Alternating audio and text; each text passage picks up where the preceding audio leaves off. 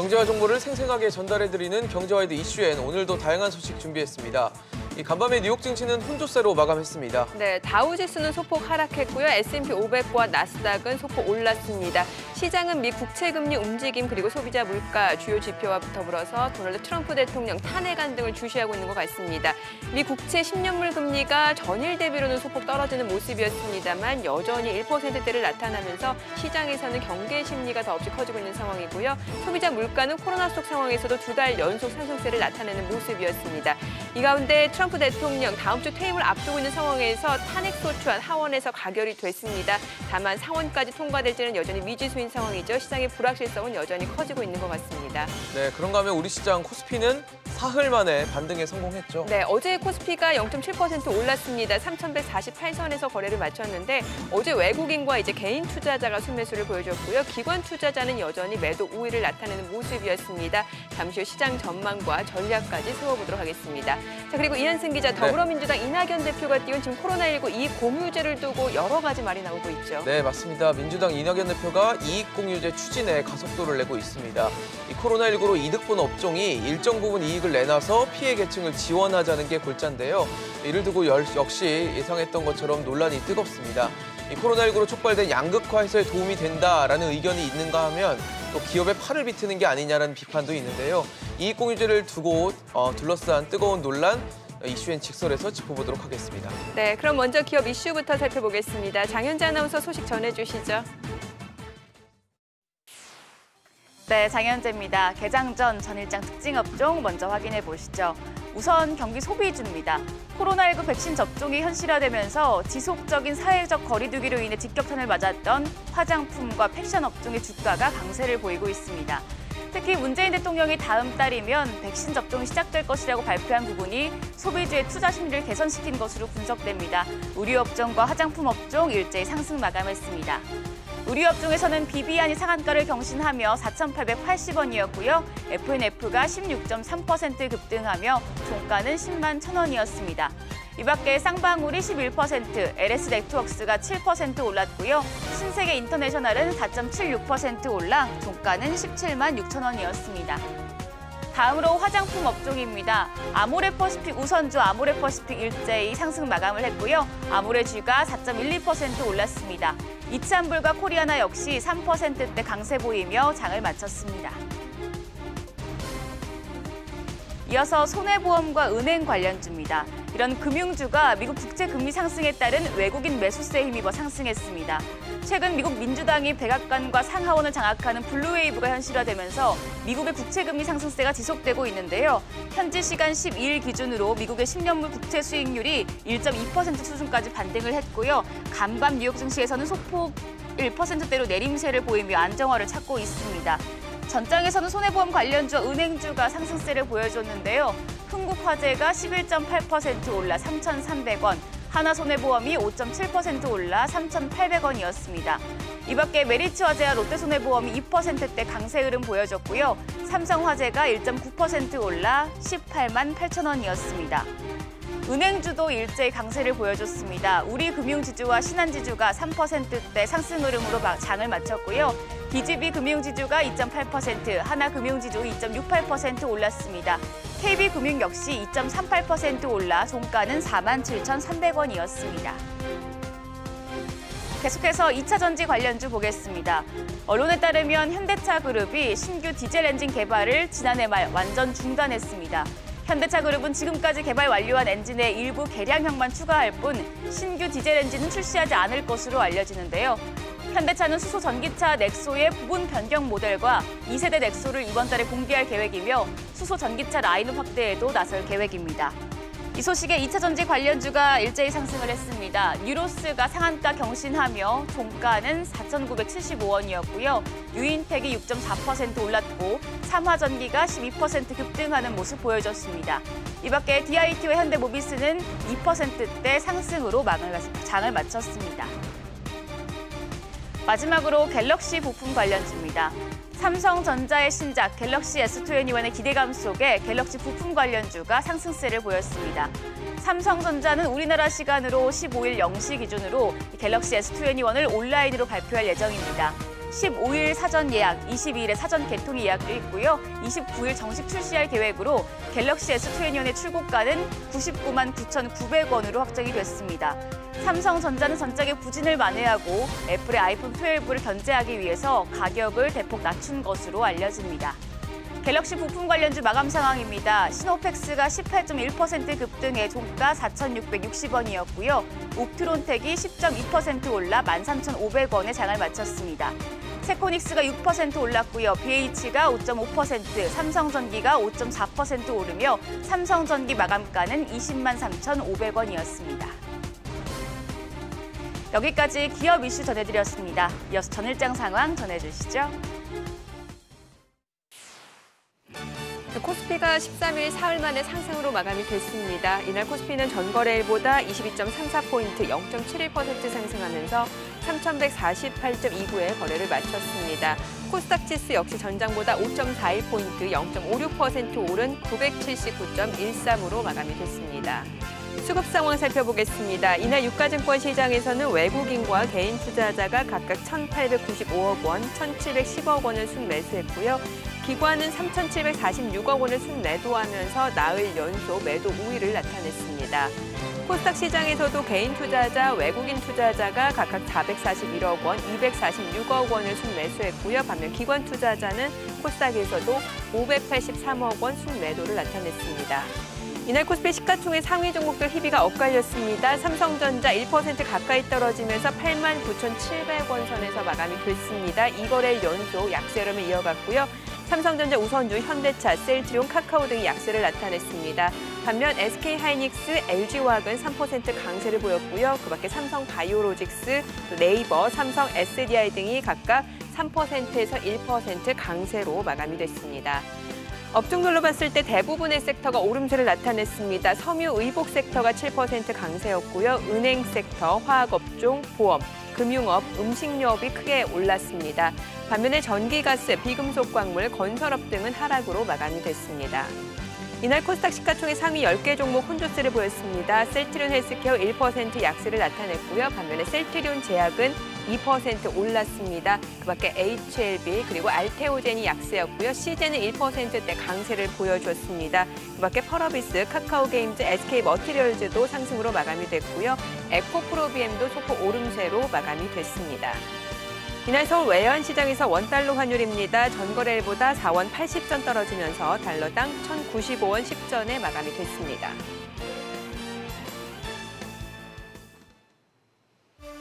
네, 새벽에 마감한 뉴욕 증시 상황 그리고 국내 증시 상황 함께 체크해 보도록 하겠습니다. 본부장님 안녕하세요. 안녕하십니까? 네, 자, 먼저 뉴욕 증시 함께 체크해 보도록 하겠습니다. 간밤 혼조세로 이제 마감이 됐습니다. 일단 지금 트럼프 대통령 다음 주 퇴임을 앞두고 있는 상황에서 탄핵 소추안이 하원에서 가결이 됐다는 소식에 좀 불안감이 컸던 것 같고 10년물 국채 금리는 약간은 좀 진정세를 보였던 것 같아요. 네. 자, 전반적으로 시장 흐름을 보고 있으면 방향은 상방향이 맞는데 네. 그래도 계속적으로 변동성이 일어나고 있습니다.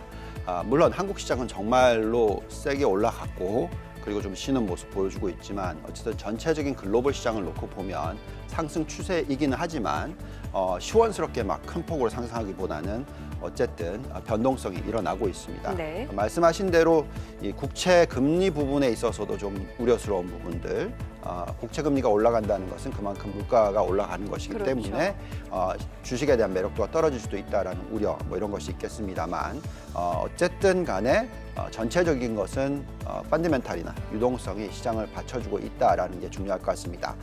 지난 일주일 동안의 시장 흐름 한번 보시면은 미국의 다우존스가 1.6%, 그리고 또 쭉 보시면은 가장 상승폭이 높았던 것이 중소형주, 그러네요. 5.75%입니다. 근데 기억나신지 모르겠습니다만 올해 첫날은 미국 증시가 거의 1.5%대 하락을 해서 시작을 네. 했죠. 그걸 이제 돌려서 상승을 했고요. 또 이번 주도 보시면은 뭐 상승은 하고 있는데 엊그저께는 중소형주가 상승을 하고 예. 또 어제는 중소형주는 빠지고 나스닥이 상승을 하고 그러니까 이런 식의 엎치락뒤치락을 하면서 추세는 상승이지만 변동성이 일어나는 그런 시장이 되겠습니다. 자, 그래서 이럴 때는 우리가 굉장히 중요한 부분이 어떤 업종을 투자하고 네. 어떤 종목을 투자를 하고 선택과 집중이 굉장히 중요한 부분이 되겠고요. 그렇죠. 또한 한국 증시를 보시면 지금 숫자를 한번 보시면은 한국 증시는 정말 이 정도로 좋은 적이 있었나 할 정도로 상승이 대단합니다.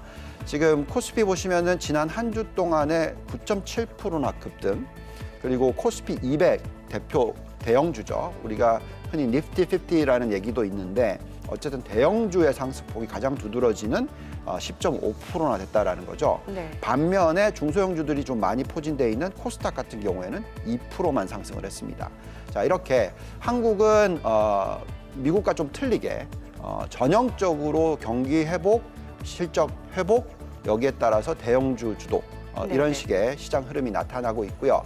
물론 이번 주 들어서는 시장의 변동성이 커졌습니다. 왜냐하면 오늘이 옵션 만기일이기 때문에 그렇죠.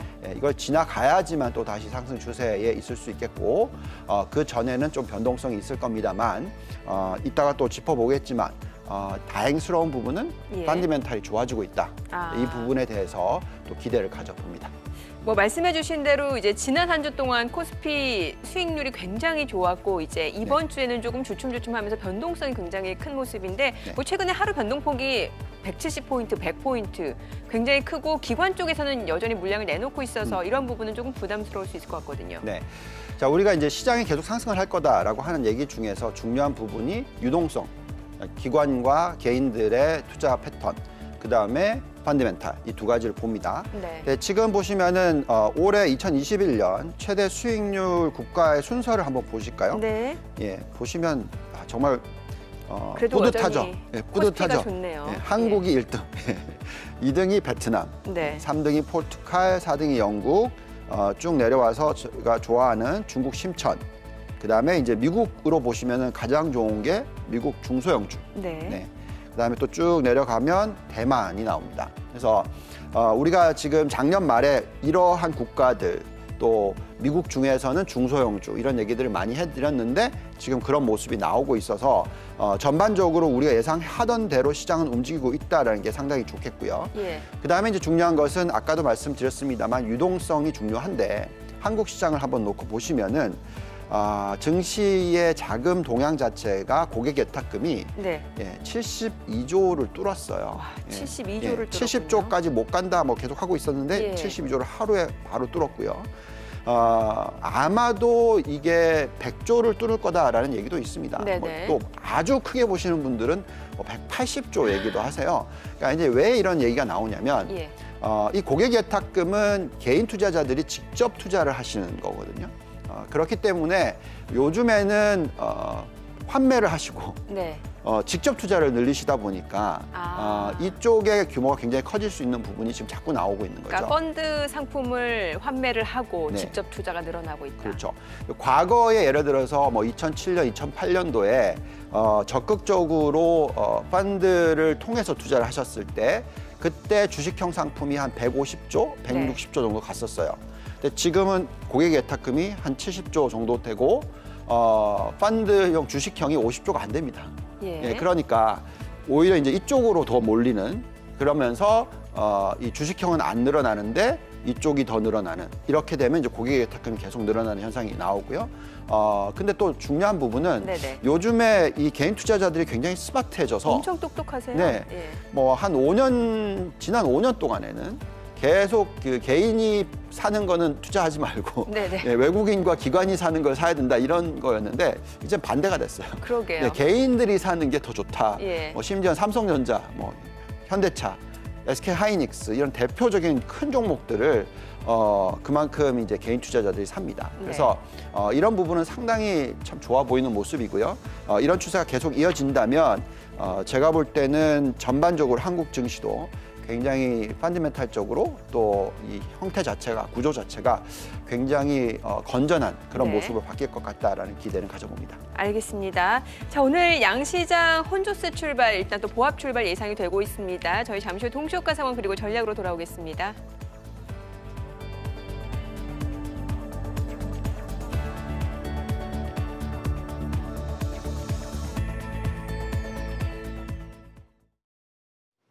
전문가 연결해서 개장 전 3분 전략 세워보겠습니다. 알파투자 양종혁 수석 전화로 연결돼 있습니다. 수석님 안녕하세요. 네, 안녕하세요. 네, 지금 미국의 국채금리 상승세가 진정세를 보임에도 불구하고 뉴욕 증시가 혼조세로 마감을 했습니다. 트럼프 대통령의 탄핵 소추안이 미 하원에서 가결이 되면서 전국에 혼란이 예상되고 있는데요. 뉴욕 증시에서는 지금 기술주 위주로 상승세를 보였는데 오늘장 국내 증시는 어떻게 보십니까? 네, 간밤에 일단 트럼프 대통령이 불과 임기를 일주일 남겨두고 가결을 되었는데 2019년에 이어서 두 번째 가결된 사례라는 불명예를 좀 안게 되었습니다. 네. 그에 반해서 이제 미증시는 금리 상승세 진정에 대한 이제 다소 안도감도 보여줬고요. 최근 국내 시장은 극심한 변동폭을 좀 보여주면서 조정이 꽤나 심한 편입니다. 아무래도 불확실성 요소들이나 최근 굉장히 빨랐던 상승폭에 찬물을 좀 끼얹고 있는 모습인데 기관의 매도세가 좀 짙은 요즘 모습인데요. 네. 아무래도 개인들이 그대로 받아가면서 지수 방어는 해주고 있는 상황이지만 최근 기간 중 금융투자의 상대적 존재감이 커진 부분은 감안을 좀 해주셔야 할 부분입니다. 금융투자는 절대 수익을 추구하시면서 단기 매매적인 성격을 좀 갖는 터라 차익 실현에 나서게 되는 움직임이 꽤나 강한 모습인데 아직 매수분을 모두 청산하지 않아 기관의 매도세가 아직 유지될 수는 있다고 좀 볼 수 있겠고요. 오늘은 2021년 첫 옵션 만기일이기도 하고 전일 들어오지 않던 외국인의 순매수가 다시 지수 견인을 좀 해주고 있는 모습인데 아무래도 금일은 외국인의 수급에 따라 증시의 방향성이 좀 결정될 수 있을 것으로 보입니다. 금일 또한 아무래도 조정은 피할 수 없을 것으로 보이며 다소 지지부진한 하루가 좀 겪을 것으로 판단이 되고 있습니다. 네, 오늘은 외국인의 수급 상황 체크를 해보셔야겠는데요. 전장에서 국내 증시가 3거래일 만에 상승을 하면서 숨고르게 들어간 모습이었습니다. 이 시장에서 지금 변동성이 커지고 있는 상황인데 자동차와 2차 전지, 신재생 에너지 등 산업이 강세를 보여주고 있습니다. 오늘 장에서 관심 가져볼 업종 어떤 게 있을까요? 네, 일단은 첫 번째로 체크하실 섹터는 증권 관련주입니다. 일단 최근 일명 공학개미 운동 열풍이 불면서 신규로 유입되고 있는 투자자분들이 굉장히 좀 많은데 때문에 당연히 이제 자연스럽게 신규 계좌를 개설하는 투자자분들이 많아지고 있습니다. 실제로 키움증권은 지난 8일 하루 신규 계좌 개설 건수만 총 5만 자 이상 넘게 개설이 되면서 최대 기록을 세웠고요. 국내뿐만이 아니라 해외 주식 수수료 또한 이제 큰 터라 아무래도 투자 거래 규모의 자체가 늘어나면서 증권사의 영업이익 또한 눈여겨볼 수 있겠는데 여기서 하나 더 눈여겨보셔야 할 점은 최근 국내 증시 거래대금 추이입니다. 네. 하루 거래대금만 60조 원을 훌쩍 넘기면서 역사상 이제 사상 최고치를 기록하고 있고요.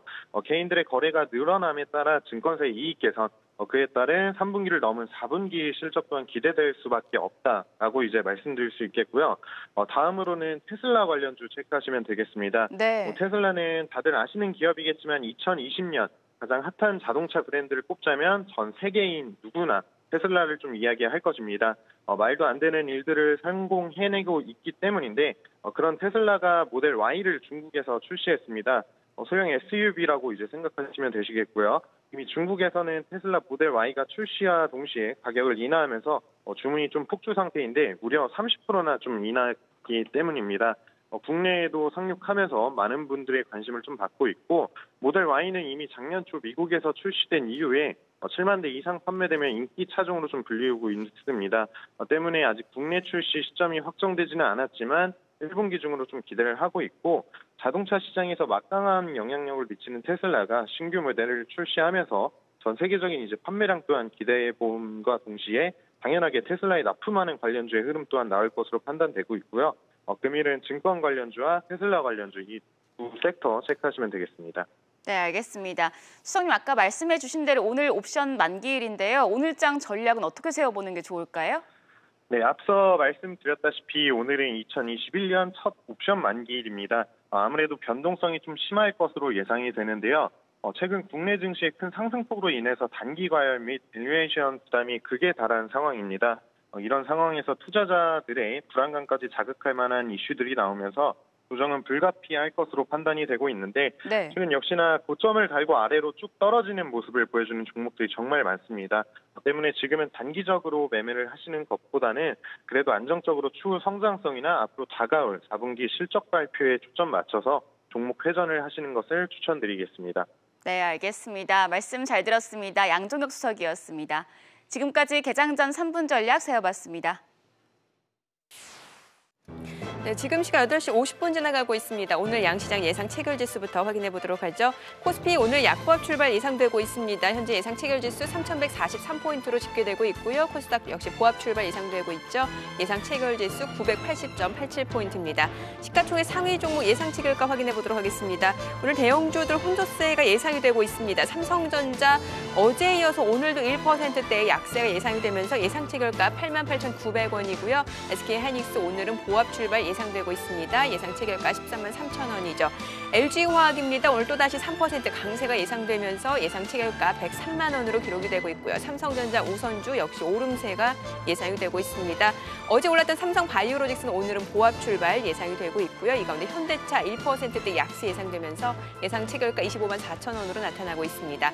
네이버가 1% 가까운 강세 예상되고 있죠. 예상 체결가 31만 7천 원이고요. 삼성 SDI, 셀트리온, 카카오는 모두 보합 출발 예상이 되고 있습니다. 자, 이건데 최근에 화학주 롯데케미칼 흐름 굉장히 좋은데 오늘도 1% 강세 예상되고 있습니다. 어제 1% 약세로 마감이 됐었는데 하루 만에 어제 낙폭을 만회할 걸로 예상이 되고 있습니다. 예상 체결가 31만 3,500원으로 기록이 되고 있고요. 그밖에 하나솔루션 그리고 금호석유까지 1% 내외의 상승 출발 예상이 되고 있습니다. 코스닥 시가총액 상위 종목 예상 체결가도 확인해 보도록 하죠. 셀트리온 헬스케어 어제 이어서 오늘도 2% 약세가 예상되고 있습니다. 예상 체결가 16만 6,800원이고요. 셀트리온 제약은 보합 출발 예상되고 있습니다. HLB 보합 출발 예상되면서 예상 체결가 9만 3,500원으로 나타나고 있고요. 시젠과 알테오젠은 각각 1% 강세가 예상이 되고 있습니다. 예상 체결가 18만 5,800원, 15만 3,700원으로 기록이 되고 있습니다. 이 가운데 2차전지 관련주 에코프로비엠 2% 또다시 강세가 예상이 되고 있습니다. 현재 예상 체결가 19만 2천 원으로 나타나고 있습니다. 간밤 뉴욕 증시에서 테슬라 주가도 역시 상승으로 마감이 됐었죠. 이런 부분도 좀 모멘텀으로 인식이 되는 것 같습니다. 자, 이제 개장까지 한 7분가량 남았는데 다시 한번 좀 체크포인트 정리를 해보도록 하죠. 일단 오늘 국내 증시는 옵션 만기이기 때문에 좀 변동성이 클 수밖에 없는 시점이고 그럼에도 불구하고 전반적으로 유동성의 힘으로 시장은 상승 추세는 계속해서 이어지고 있다는 말씀을 주셨잖아요. 네. 최근에 미국 유동성 상황은 그럼 어떤가요? 네. 자, 지금 굉장히 중요한 질문이 최근에 변동성이 나타나니까 너무 많이 오른 게 아니냐, 좀 네. 쉬어가야 된다, 뭐 내지 아니면 앞으로 하락하는 거 아니냐, 뭐 이런 걱정들을 좀 계속 하십니다. 자, 그래서 우리가 짚어봐야 되는 부분이 그럼 유동성이 어떠냐? 유동성이 지금 안 좋아지고 있으면 걱정을 해야 되는 부분. 네. 이게 이제 물가나 인플레이션, 유동성을 연결시켜서 봐야 되고요. 또 하나는 펀더멘탈을 들여다봐야 되겠습니다. 우선 첫 번째로는 이 유동성을 좀 들여다보겠습니다. 네. 자, 보시면은 이제 미국의 유동성이 뭐 조금 꺾이긴 했습니다만 고점 찍고 꺾이긴 했습니다만 뭐 워낙 높은 수준에서 계속 유지가 되고 있어요. M1 증가율이 64.6%나 되고요. 또 M2 증가율이 24.4%나 됩니다. 그래서 과거 역사 평균이 M2 증가율이 뭐 한 5%대밖에 안 되는데 네. 지금 24%라는 것은 거의 5배라는 거잖아요. 그 정도로 이렇게 많이 올라가게 되면 적절한 PBR이라고 해서 자기 자본 대비해서의 시가총액 뭐 이런 부분들이 올라갈 수밖에 없는 구조입니다. 그래서 이런 유동성이 유지가 되는 한은 시장이 빠르게 빠질 거라고 생각하지 않고요. 또 미 연준이 지금 계속해서 대차대조표의 규모를 키우고 있고 네. 자산 매입을 하고 있습니다.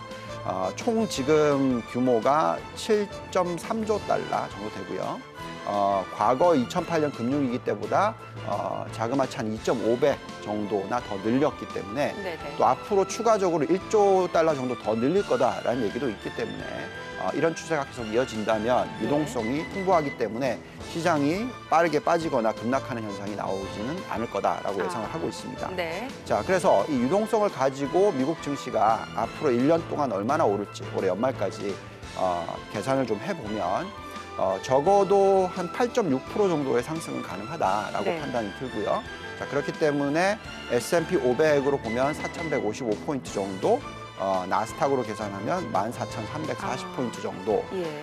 이렇기 때문에 만약에 뭐 한 주 동안 너무 많이 올라가면 예를 들어 한 주 동안 5%나 올라버리면 8.6% 1년인데 이럴 때 좀 쉬어가야 되는 뭐 그런 시기고 그렇지만 뭐 한 달 동안에 1%씩 상승을 한다든지 이런 추세적인 흐름이 나타난다는 것은 굉장히 좋은 모습이다라고 예상할 수 있겠고요. 또한 좀 장기적으로 놓고 봤었을 때 그럼 이제 1년 동안은 좋다고 생각하는데 아주 길게 봤을 때는 도대체 얼마나 올라갈 수 있느냐 하는 부분을 놓고 봤었을 때 유동성만 가지고 계산하면 정말 높은 숫자들이 나오거든요. 뭐 나스닥은 50% 이상, 뭐 또 S&P는 25% 가까이 이런 식의 상승을 할 수도 있다라는 숫자가 나오기 때문에 이런 상황에서는 너무 부정적이거나 너무 좀 걱정을 하거나 하지 마시고 좀 변동성이 있다 하더라도 좀 네. 주가가 조금 빠진다 하더라도 이럴 때 좀 마음의 여유를 가지시고 투자에 임하시는 것이 중요하다라는 말씀을 드립니다. 네. 자, 이런 모습이 미국의 유동성뿐만이 아니라 한국도 마찬가지로 나타나고 있거든요. 자, 한국의 이 차트를 보시면은 우리나라 시장이 굉장히 좋았을 때가 2006년, 2007년, 2008년 이때잖아요. 그리고 나서 이제 폭락장이 오긴 했습니다만 보시면은 이제 M2가 주식시장에는 굉장히 중요하다고 말씀드렸죠. 예. 네, 이 M2가 빨간색 선인데 과거에 보시면은 이 숫자가 거의 15%를 뚫고 올라갔었어요. 그때가 꼭지였습니다. 네, 지금 보시면은 그때 이후로서 가장 높은 숫자의 M2 증가율, 네. 즉 지금 현재 9.7%가 나오고 있어요. 아마도 조만간 10% 넘어갈 거고 예. 뭐 전 고점인 16%까지 갈지는 잘 모르겠습니다. 그건 모르겠지만 중요한 것은 지금 보면 M1 증가율은 정말 높아요. 지금 M1 증가율이 27.8%로 높아져 있기 때문에 그렇다는 것은 무슨 얘기냐면 쫓아간다는 겁니다. M2가. 그래서 이렇게 M2 증가율이 떨어지는 게 아니라 올라가는 추세에 있다는 것은 그만큼 한국도 유동성이 풍부하다라는 것이고요. 그렇다면 경기 회복, 유동성 이런 모든 부분을 놓고 봤었을 때 특히 유동성 부분은 시장 계속 우호적일 거다라고 예상하는 게 맞겠습니다. 자, 그러면은 이게 유동성 추이와 관련해서 어떤 구성 금융 상품 네. 그 흐름도 좀 체크해 보면 좋을 것 같은데. 네, 보겠습니다. 예. 이거 어떤 의미에서 갖고 오셨는지. 네, 이거는 예. 이제 결국은 우리가 M1, M2, 그다음에 이제 큰 광의 유동성 예. 이런 걸 보는데 이 개인 투자자들은 좀 이해하기 어려운 부분이라서 잠깐만 짚어드리면 예. M1이나 M5는 그냥 한국은행이 통화를 얼마나 푸느냐 하는 부분이고요. 그다음에 M2는 여기에다 대놓고 추가적으로 이제 정기적금이라든지 2년짜리 뭐 2년짜리 금융채 아니면 뭐 2년짜리 장기 금융 상품 그러니까 이런 것에 가입이 많이 늘어나면 네. 무슨 얘기냐면 그 돈이 대출로 이어질 수가 있거든요. 예. 굉장히 단기 자금 같은 경우에 대출로 이어져 버리면 좀 걱정스러울 수가 있으니까 은행의 네. 차원에서 이렇게 M2가 늘어나면 대출도 늘어나고 경기 회복으로 갈 수 있는 부분이 더 높아지고요. 네. 여기 이제 더 넓게 봤었을 때 광의 유동성, 뭐 이때는 이제 회사채부터 모든 금융 상품이 다 들어가니까 이건 결국 이런 부분들이 돈이 늘어난다는 것은 결국 경기가 회복을 한다라는 거거든요. 그래서 이렇게 하나씩 차례차례 보시면서 시장이 어떻게 흘러갈지를 생각하시면 되겠습니다. 네. 뭐 지금까지는 저희가 이제 유동성 지표로 시장이 얼만큼 상승할 수 있는지 그 여력을 좀 짚어봤다라고 하면 최근에 많은 분들이 불안해하시는 게 이게 유동성의 힘으로 올라간다 치더라도 이제 펀더멘털하고 너무 괴리가 커지면은 그건 좀 불안한 거 아니냐라고도 그렇죠. 질문을 주시거든요. 네, 맞습니다. 사실 이런 걱정은 작년 12월 달에 했었죠. 그렇죠. 12월 말에 제가 여러 모델들을 돌려보니까 미국 증시만 하더라도 뭐 한 1%에서 한 2%대 정도의 상승 여력이 남아 있었고 뭐 우리나라도 그렇게 뭐 거의 사실 3천을 불렀었으니까 네네. 거의 그 수준까지 올라왔던 시장이었기 때문에 추가적인 상승 여력이 없었기 때문에 좀 걱정스러웠습니다. 근데 올해 들어서 지난 주말에 열심히 저희가 이제 모델링을 다시 돌려봤는데 네네. 결과는 상당히 만족스러운 그런 숫자들이 나오고 있어서 펀더멘탈도 좋아지겠구나 하는 그런 안도의 한숨을 내셨습니다. 그래서 지금 보시면은 미국 지수의 상승 여력이라고 해서 저희가 돌려보는 잔존가치 모델상의 미국 상승 여력을 보니까 다우존스 같은 경우에는 한 8% 정도, 네. 그다음에 이제 S&P 500 같은 경우가 한 6% 정도. 예. 그러니까 작년 말보다는 높아졌죠. 그다음에 이제 나스닥 같은 경우에는 11% 정도. 여기 또 나스닥 100 같은 경우에 어저께 이제 또 나스닥 100 기업들이 올랐죠. 맞아요. 28% 정도 네. 나오고요. 정말 또 작년 말부터 계속 노래를 불러왔던 이 중소형 러셀 2000. 네네. 네, 이거는 뭐 작년에는 한 20% 내지 30%였는데 그러면 이 내용 저희가 개장하고 구체적으로 좀 들어보도록 하겠습니다. 자, 오늘 옵션 만길입니다. 국내 증시 개장하겠습니다.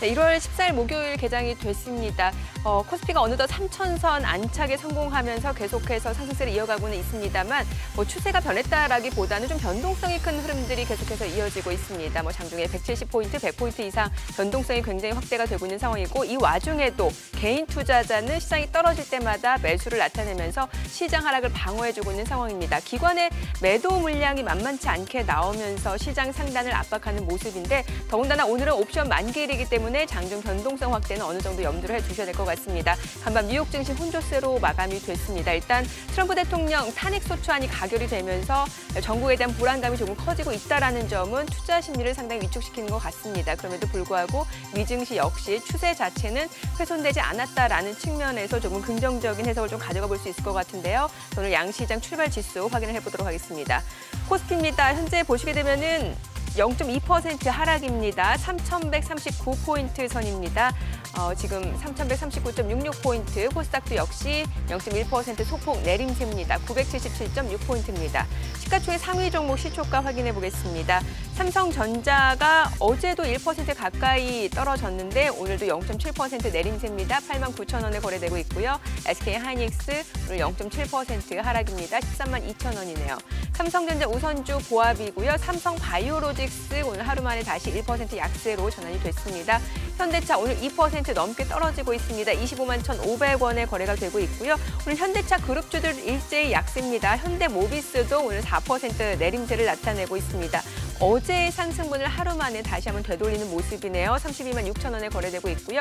기아차도 1% 약세로 7만 1,200원에 거래되고 있습니다. 이 가운데 포스코가 강보합으로 28만 4,000원이고 LG가 0.4% 떨어지고 있습니다. 10만 3,000원에 거래가 되고 있습니다. 자, 이 가운데 2차전지 관련주 LG화학은 2% 강세입니다. 지금 102만 원에 거래가 되고 있는 상황입니다.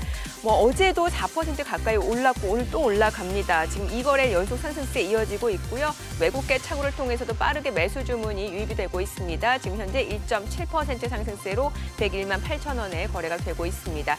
자, 지금 보시게 되면은 2차전지 관련주도 혼조세가 이어지고 있습니다. SK이노베이션, 삼성 SDI는 좀 약세 흐름이 이어지고 있는 상황에서 에코프로비엠은 또 2% 강세입니다. 19만 2,000원이고요. 첨보 0.4% 하락세 이어지고 있습니다. 19만 6,600원에 거래가 되고 있습니다. 테슬라가 어제 국내에서 최초로 또 모델 Y를 공개했습니다. 이런 모멘텀이 또 2차전지 관련주 전반적으로는 어떤 상승 동력이 될지도 좀 지켜보시면 좋을 것 같고요. LG화학은 어제에 이어서 상승세가 좀 이어지고 있는 상황입니다.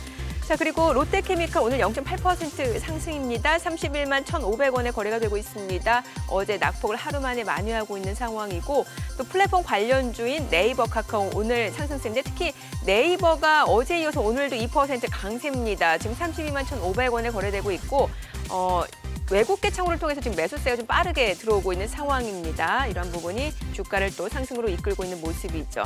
코스닥 시가총액 상위 종목 시초가도 확인을 해보도록 하겠습니다. 셀트리온 헬스케어 어제 이어서 오늘도 하락입니다. 4일 연속 내림세로 지금 주가는 16만 2,200원에 거래가 되고 있고요. 셀트리온 제약도 3% 약세입니다. 일단 셀트리온 코로나19 항체 치료제 물질 특허권을 취득했다라는 소식이 전해지고는 있습니다만 뉴스가 나오자마자 오히려 주가는 약세로 전환이 됐습니다. 이 가운데 HLB 0.3% 떨어지고 있고요. 시젠과 알테오젠은 각각 0.7% 강세 흐름 이어지고 있습니다. 앞서 에코프로비 1% 강세 19만 600원에 거래가 되고 있는 상황이네요. 지금 시각 9시 4분 향해 가고 있습니다. 수급 상황도 확인을 해볼게요. 오늘도 개인 투자자는 매수를 보여주고 있습니다. 지금 유가증권 시장에서 개인 투자자 1,114억 원 순매수를 보여주고 있고 외국인과 기관이 각각 383억 원, 747억 원 순매도를 기록 중인데요. 업종별 수급을 보도록 하겠습니다. 오늘 외국인은 화학 섹터, 의약품 섹터에서 순매수를 보여주고 있고 전기전자 섹터에서 외국인은 지금 매도 우위를 나타내고 있습니다. 다만 개인 투자자가 전기전자에서 순매수 보여주고 있고요. 개인 투자자 역시 의약품에서도 매수 우위를 나타내고 있고 운수장비에서도 개인 투자자는 현대차 그룹을 위주로 지금 순매수를 보여주고 있는 것으로 확인이 되고 있네요. 기관은 의약품과 운수장비에서 물량을 내놓고 있습니다. 코스닥 수급 상황도 확인해 보도록 하겠습니다. 오늘 코스닥 쪽에서는 개인 투자자와 외국인 투자자가 순매수를 보여주고 있습니다. 각각 63억 원 그리고 44억 원 매수 우위를 나타내고 있고 기관 쪽에서는 역시 코스닥 쪽에서도 순매도를 보여주고 있습니다. 62억 원 매도 우위 나타내고 있습니다. 지금 시간 9시 5분 지나가고 있습니다. 자, 환율도 체크를 해보도록 할게요. 오늘 외환시장 개장 상황입니다. 달론 환율은 2원 90전 상승한 1,098원에 개장이 됐습니다. 자, 앞서 저희가 이제 펀더멘탈 상으로 이제 시장 상승 여력을 좀 체크를 해보고 있었는데 네. 이제 러셀 2000, 미국 쪽에서는 이제 중소형주에 해당하는 쪽인데 최근에 상승이 굉장히 좋았는데 그래도 더 추가적으로 상승할 여력이 충분히 있다라는 거겠죠. 네. 자, 지금 미국 시장과 한국 시장이 모습이 좀 틀립니다. 네. 그래서 이제 미국 시장 같은 경우에는 작년 8월, 9월 달까지만 하더라도 계속 대형주 위주의 또 뭐 빵, 예. 마가 이런 종목들이 큰 폭의 상승을 했었고 8월 이후부터는 주춤주춤 하는 모습 보여주면서 오히려 이제 중소형주들이 상승을 시작한 게 작년 뭐 10월 달 정도부터입니다. 이런 모습이 나오는 것은 그만큼 미국의 경기가 앞으로 회복을 할 거다라는 기대가 만들어지고 있고 또 펀더멘탈적으로도 아마 내년도만 되면 올해 연말까지만 돼도 확실하게 어떤 경기 회복이 일어나는 모습이 되어 있을 거다라는 거죠. 자, 그렇다 보니까 중소형주들의 펀더멘탈이 좋아질 거다라는 기대가 있고요. 그 기대를 집어넣은 예측치를 가지고 계산을 해보면 지금 미국의 어떤 지수보다도 예. 러셀 2000이 상승 여력이 높게 나옵니다. 거의 지금 이제 44% 와. 이상이 나오고 있고 예. 이 정도 숫자는 작년 말에 한 20%대에서 또 이만큼 올라온 것이기 때문에 제가 미국 투자는 지금은 딱 하나만 하라 그러면 네. 이 중소형주 러셀 2000. 러셀 2000을 투자를 하는 게 맞지 않나라는 생각이 듭니다. 예. 자, 이런 모습이 미국이라면 한국은 정반대예요. 대형주가 좋아요, 코스피가. 맞습니다. 예. 네. 우리가 지금 보면 코스피의 탄력이 올해 죄송합니다. 작년 하반기 네. 12월 달에 특히 코스피가 빠르게 올라왔죠. 또 연초만 보시더라도 아까 보여드렸는데 코스피는 9.7% 상승을 했는데 코스닥은 2%만 상승하는. 그러니까 계속적으로 지금 보면 대형주 위주의 상승이 나타나고 있습니다. 이런 부분이 사실은 펀더멘탈에서 뒷받침되거든요. 그래서 지금 보시면 이제 코스피의 상승 여력과 코스닥의 상승 여력을 보면 그렇게 대형주가 더 많이 올랐는데도 불구하고 지금 코스피의 상승 여력은 작년에 2,600에서 2,800, 2,800에서 2,900, 네네. 3,000, 3,300 쭉 말씀을 드렸는데 이번에 돌려보니까 이제 3,600이 나옵니다. 3,600이요. 그러니까 앞으로 추가적으로 뭐 10%대 중반 더 올라야 된다라는 답이 나오고 반면에 코스닥 같은 경우에도 오르긴 오르는데 네네. 상승 여력은 9%대 한 자릿수 정도 나옵니다. 그래서 지금 현재의 모습은 참 적절하다. 즉 대형주 위주의 실적이 좋아지는 위주의 개인 투자자들의 매수기가 들어오고 있고 이런 모습이 시장을 더 끌고 올라갈 수 있는 즉 유동성과 펀더멘탈이 뒷받침되기 때문에 한국 증시의 모습은 상당히 좋다라고 말씀드리겠습니다. 많은 분들이 이게 많이 올라와서 이제 좀 떨어지는 거 아닌가라는 불안감이 있으실 것 같은데 일단 펀더멘탈상으로 돌려보더라도 충분히 코스피 같은 경우는 추가적인 상승 룸이 여전히 많다라는 거잖아요. 네. 예, 그러면은 이 돌려본 모델이라는 게 사실은 네. 많은 분들이 이걸 어떤 기준으로 돌려봤길래 3,600까지 나오는지 많이들 궁금해하실 것 같거든요. 네. 자, 유동성 지표는 그냥 유동성 지표인데 시장을 이끄는 것 중에서는 여러 가지 요소가 있죠. 네. 제 28년 경력에 저 6개 지표가 가장 중요하다고 생각하는데 우선 첫 번째는 우리가 지금 걱정하고 있는 이 밸류에이션. 그러니까요. 네, 뭐 너무 비싸 보인다. 예. 뭐 이런 부분. 그다음에 이제 두 번째는 이제 이익의 추세가 어떻게 바뀌고 있냐. 이익 모멘텀이고요. 세 번째가 이제 유동성. 아까 네네. 말씀드렸던 부분. 그다음에 네 번째는 이제 경기 선행 지표가 어떻게 바뀌고 있느냐. 예. 그리고 다섯 번째는 도대체 얼마나 많은 사람들이 주식 투자하고 있냐. 주식 선호도가 얼마나 높냐. 그다음에 이제 여섯 번째는 그래도 뭐니 해도 정부가 어떻게 하느냐가 중요하다. 정책. 정책. 그래서 이렇게 6가지를 봅니다. 그래서 이 6가지 중에서 하나당 1점을 주고요. 예. 최고 점수 1점, 최하 점수 마이너스 1점. 그래서 이제 6개를 다 더했을 때 최고 점수는 플러스 6점, 마이너스 6점 이렇게 보는데 우리가 보통 플러스 3점 이상에서는 계속 매수 추세로 가져간다. 이 네. 전략이고 만약에 이 숫자가 마이너스 3점 이하라면 계속 매도 추세로 주식을 네네. 사지 않는다. 이런 전략을 가져갑니다. 네, 지금 결론을 내려드리면 미국과 한국을 볼게요. 네. 자, 미국을 보시면 밸류에이션은 뭐 옛날 역사적으로는 비싸 보입니다만 우리가 아까 돌려봤던 잔존가치 모델상의 상승 여력은 아직 남아있잖아요. 이럴 때는 한 중립 정도를 주고요. 예. 그다음에 이제 이익 모멘텀은 미국 증시가 지금 연간 단위로 한 16% 정도 이익 증가가 일어날 거다. 이익 증가는 상당히 좋잖아요. 플러스 1점을 주고. 유동성 지표는 뭐 말할 필요도 없겠죠. 아까 봤으니까. 그렇죠. 네, 플러스 1점을 주고. 그다음에 이제 경기 선행 지표는 좀 이따 더 보여드리겠습니다만 좋아지고 있어요. 예. 이제 플러스 점수. 주식 선호도는 미국은 하도 많은 사람들이 주식 투자를 하니까 이 부분은 그냥 중립 정도로 보고요. 네. 그다음에 마지막 정책 환경은 지금 재정 정책도 그렇고 바이든 대통령이 지금 펴려고 하는 그리고 통화 정책도 그렇고 둘 다 굉장히 이 주식 시장 우호적이다. 이렇기 때문에 플러스 점수 줍니다.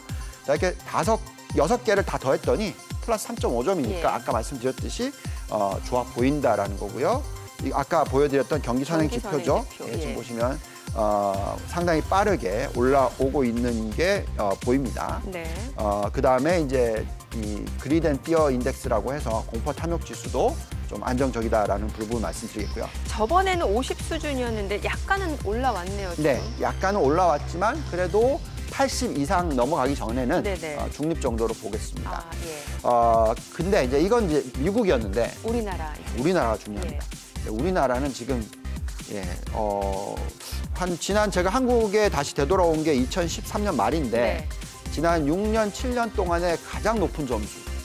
5점인가요? 예. 예. 그래서 지금 밸류에이션도 역사하고 비교해 보면은 비싸지만 상대적으로 계산해 보면 전 세계에서 제일 싼. 네. 그래서 플러스 1점. 이익 모멘텀 올해 우리 이익 증가율이 26%, 27% 막 이런 그것도 내년은 뭐 10몇 프로 이렇게 타 보니까 가장 좋은 점수. 아까 또 유동성 보여드렸는데 M1 증가율이 자그마치 28%에 M2 증가율은 10%, 11% 계속 올라갈 거다. 예, 좋은 점수. 그다음에 경기 선행 지표를 보면 좀 이따 보여드리겠습니다만 지금 확연하게 100 위로 올라섰고 계속 추세는 올라가고 있고. 그다음에 주식 선호도 많은 분들이 개인 투자자들이 주식을 늘렸다고는 하지만 주식 투자를 전체의 시가총액하고 비교해 봤을 때 뭐 너무나 아직까지도 주식을 할 여유가 있다. 예. 네. 그렇기 때문에 주식 선호도도 아직 많이 투자한 게 아니기 때문에 좋아 보이고요.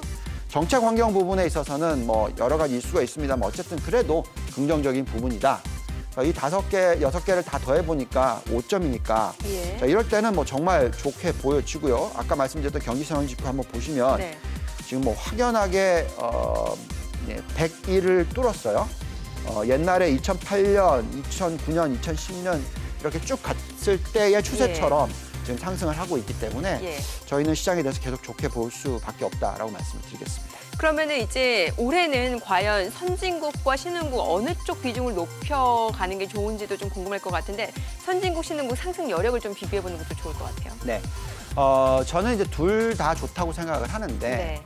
그래도 이제 달러가 어떻게 되냐에 따라서 이제 선진국을 투자하냐, 신흥국을 투자하냐라고 그렇죠. 생각을 하는데 그렇다 하더라도 제가 정말로 이제 달러가 약세로 확실히 갈 거다라는 예. 어떤 자신감이 있다 그러면 신흥국 비중을 좀 많이 가져가는데 그렇다 하더라도 전체 포트폴리오의 40%까지 정도지. 그래도 30에서 조금 늘었네요. 아니요. 그 정도지. 아, 최대가. 그렇게 가는데 지금은 어떻게 얘기하고 있냐면 달러가 약세로 갈 것 같긴 한데 그 폭이 그렇게 높을 것 같지가 않아요. 예. 그래서 지금 이제 뭐 한 90 정도 되잖아요.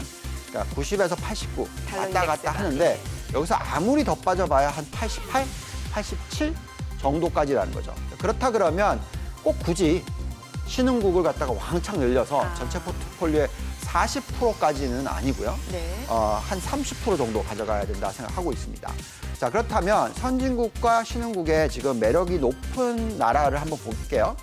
여기에 나와 있듯이 지금 미국은 아까도 말씀을 드렸습니다만 뭐니 해도 선진국 중에서 가장 좋아 보이는 지수는 러셀 2000. 네. 예, 미국의 중소형주다라고 말씀을 드리겠고 44.5%. 자, 그 다음이 유럽입니다. 유럽의 독일이 30%. 그 다음에 이제 미국의 나스닥 100. 예. 이게 27.8%. 밑으로 내려와서 이탈리아, 스웨덴, 영국, 그다음 유럽 전체 등등. 그래서 선진국으로 딱 따지면 미국 같은 경우에 선택과 집중을 하는데 어디에 하냐면 러셀 2000과 나스닥 100. 이게 이 두 개만 투자해도 되고요. 그 다음에 이제 다른 선진국으로 보면 유럽 투자를 하면 되겠다라고 말씀을 드리겠습니다. 그럼 이제 신흥국을 볼게요. 네. 신흥국은 뭐 계속 그 작년 말에는 한국 시장 얘기를 했었고 그랬는데도 불구하고 정말 한국 시장이 제일 많이 올랐는데도 불구하고 한국 시장의 이 랭킹은 네. 3등이다. 상당히 높은 편이다. 아까 예. 처음에 보여드렸잖아요. 예. 그러니까 1등, 2등이 한국, 베트남이었잖아요. 예, 그렇게 지금 3개 국가를 뽑자면 대만, 베트남, 네. 한국 이렇게 3개의 국가가 올라옵니다. 그래서 적어도 신흥국 투자는 이쪽으로 하는 게 좋겠고요. 여기에 좀 더 나아갔을 때 뭐 러시아, 그다음에 이제 중국의 심천 이 정도 투자를 하시면 적절하겠고 포트폴리오 상으로는 아까 말씀드렸듯이 선진국 70%, 네. 신흥국 30%라고 얘기하는데 근데 뭐 그럼 선진국만 투자하는 게 비중이 너무 높은 거 아니냐라고 얘기를 하시겠지만 우리가 시가총액으로 항상 계산을 하거든요. 시가총액 비중 때문에 그렇군요. 그렇죠. 시가총액으로 계산을 하면 지금 시가총액으로는 선진국이 80%, 신흥국이 20%니까 만약에 신흥국을 30% 가져간다는 것은 비중을 50%나 더 초과해서 가져가는 거잖아요. 예. 그러니까 이 정도도 많이 가져가는 겁니다. 그래서 제가 볼 때는 너무 또 욕심을 부리시지 말고 옛날에 장 좋았을 때 네. 외국 투자, 해외 투자할 때 거의 모든 돈을 다 중국 투자를 했거든요. 그때 정말 엄청난 위기를 겪으셨으니까 예. 그렇게 하지 마시고 네. 미국 투자가 중요합니다. 네. 선진국 투자가 중요하니까 한 7대3 전략 가져가시면 좋겠습니다. 자, 그런데 약간 불안한 부분은 이제 금리 추이인데 최근에 그 미 국채 10년물 금리가 1%, 뭐 장중에는 좀 또 많이 오르기도 하고요. 이게 뭔가 불안하거든요. 이렇게 네. 국채 금리가 올라가다 보면 결국에 시중 금리도 올라가는 거 아니냐라는 얘기도 있잖아요. 그렇죠. 예. 요즘에 이제 얘기들을 많이 하는 게 워낙 시장이 빠르게 올라가다 보니까 뭔가 좀 안 좋은 요소를 찾아야 되잖아요. 불안 요소. 불안 예. 요소를 찾는데 딱 나오는 게 금리거든요. 그러니까요. 왜냐하면 금리는 오르면 오를수록 적정한 주가 가치는 떨어지거든요. 그렇죠. 예, 그래서 금리가 지금 뭐 0.5% 바닥 수준에서 10년 미국 국채 금리가 빠르게 올라와서 지금 1.1% 수준까지 올라와 있으니까 이거 너무 빠르게 오르는 거 아니야? 이렇게 걱정을 하시는 거고 이런 추세라 그러면 적정한 가치 대비해서 지금 너무 많이 올랐고 펀더멘탈은 아직까지 회복 기미는 뭐 코로나19 때문에 좀 더디게 나오고 있으니까 네네. 걱정을 하실 수가 있습니다. 그래서 이 부분을 자세히 짚어볼 필요가 있는데 자 보시면은 지금 이 10년 국채 금리의 왼쪽 박스권 있죠?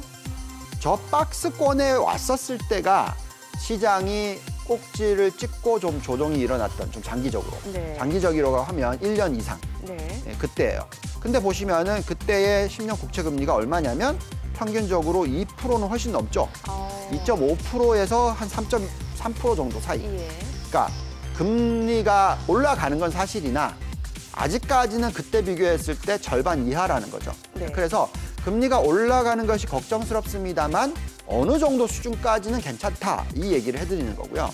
자 그런 부분을 보면 과거에 이제 다들 좀 걱정하는 것이 시장이 너무 많이 올랐으니까 언젠가 뭐 한 거품 붕괴가 일어나고 옛날에 겪었던 막 50% 폭락장 막 이런 걸 걱정하시는 거거든요. 그럼 과거에 그런 현상이 일어났었을 때 금리를 한번 볼게요. 네. 보시면은 닷컴 버블 붕괴가 일어났었을 때가 자그마치 금리가 10년 미국 국채 금리가 6.7%대. 엄청 높았어요. 네. 예. 그다음에 이제 금융위기 2008년 금융위기가 터졌을 때가 자그마치 뭐 4%대 후반. 네. 근데 지금 또 단기 조정 아까 일어났을 때가 말씀드렸듯이 2%대 중반. 그죠? 근데 지금 1%라는 거죠. 낮네요. 아직 낮다라는 예. 거예요. 그래서 이게 올라가는 게 걱정스럽긴 한데 그래도 2%까지는 괜찮다. 예. 이런 얘기를 해드리는 것이고요. 자, 그렇기 때문에 우리는 오히려 또 장단기 금리 차를 보면서 판단을 해야 되고요. 네.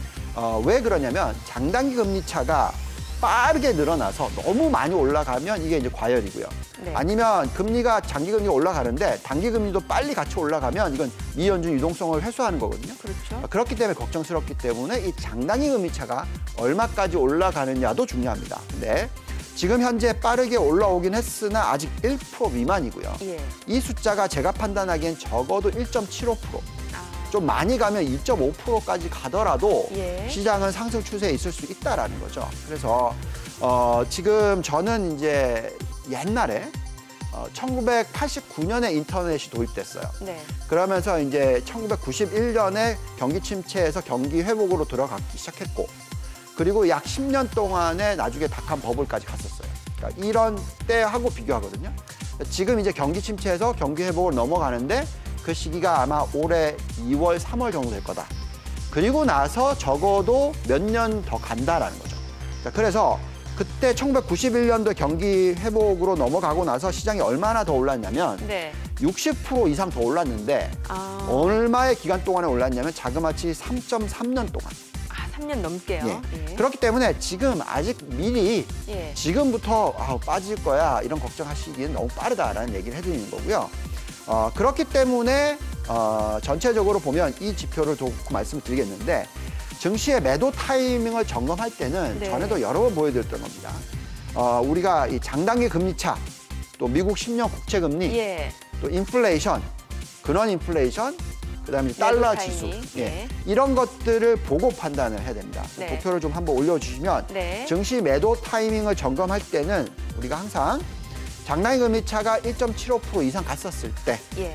그다음에 미국의 10년 국채 금리가 2% 이상 올라갔었을 때, 그리고 미국의 인플레이션 숫자가 오늘 발표됐었죠? 1.4%. 예. 이게 2% 이상 올라갔었을 때, 그다음에 달러 인덱스가 빠르게 빠져서 88 이하, 87 이렇게 내려오거나 아니면 빠르게 올라가서 105, 110 이렇게 올라갈 때 네. 이거를 제외하고는 계속해서 아직까지는 예. 주식시장을 긍정적으로 보는 게 맞다라고 말씀드리겠습니다. 네, 알겠습니다. 시장 전망 그리고 전략까지 들어봤습니다. 본부장님 오늘 말씀 고맙습니다. 잘 들었습니다. 감사합니다. 네, 지금 시각 9시 21분 지나가고 있습니다. 자, 외국인 어제장에서 어떤 종목들 순매수했는지 외국인 순매수 상위 종목 현재 주가 상황을 살펴보겠습니다. 어제 LG화학, SK하이닉스 그리고 네이버, 신한지주, 삼성전기 순매수를 했는데 오늘 LG화학은 굉장히 좋고요. SK하이닉스는 2% 약세입니다. 네이버도 오늘 강하게 치고 올라가고요. 삼성전기도 1% 넘는 강세입니다. 자, 그 밖에 삼성, SDI, SK하나금융지주, 대한항공, 포스코도 외국인 순매수 상위 종목입니다. 오늘 SK가 3% 강세고요. 그 밖에 대한항공도 1% 올라갑니다. 포스코, 강보합권 흐름 이어지고 있습니다. 자, 그렇다면 기관은 어떤 종목들을 순매수했을까요? 기관 순매수 상위 종목입니다. 기아차, 네이버, 빅히트, FNF, KB금융인데 오늘 기아차 상승 중이고요. 네이버 역시 외국인 기관 정말 러브콜 받고 있죠. 빅히트는 보합입니다. 그리고 KB금융이 0.4% 올라갑니다. 그 밖에 SO일, 아모레퍼시픽, LG전자, SK 역시 기관 순매수 상위 종목입니다.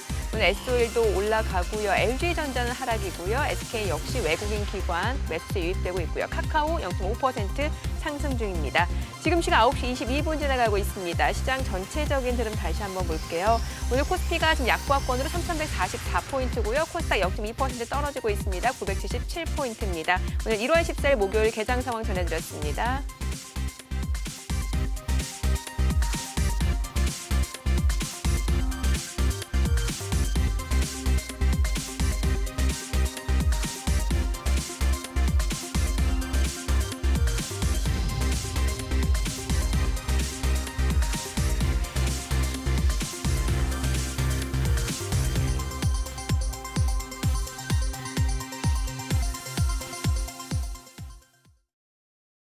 이슈의 흐름을 살펴보는 핫이슈 키워드 시간입니다. 인터넷과 SNS를 뜨겁게 달구고 있는 키워드 함께 보시죠. 첫 번째 키워드는 트럼프 탄핵입니다. 미국 워싱턴 정가를 혼란스럽게 만들었던 트럼프 대통령의 탄핵.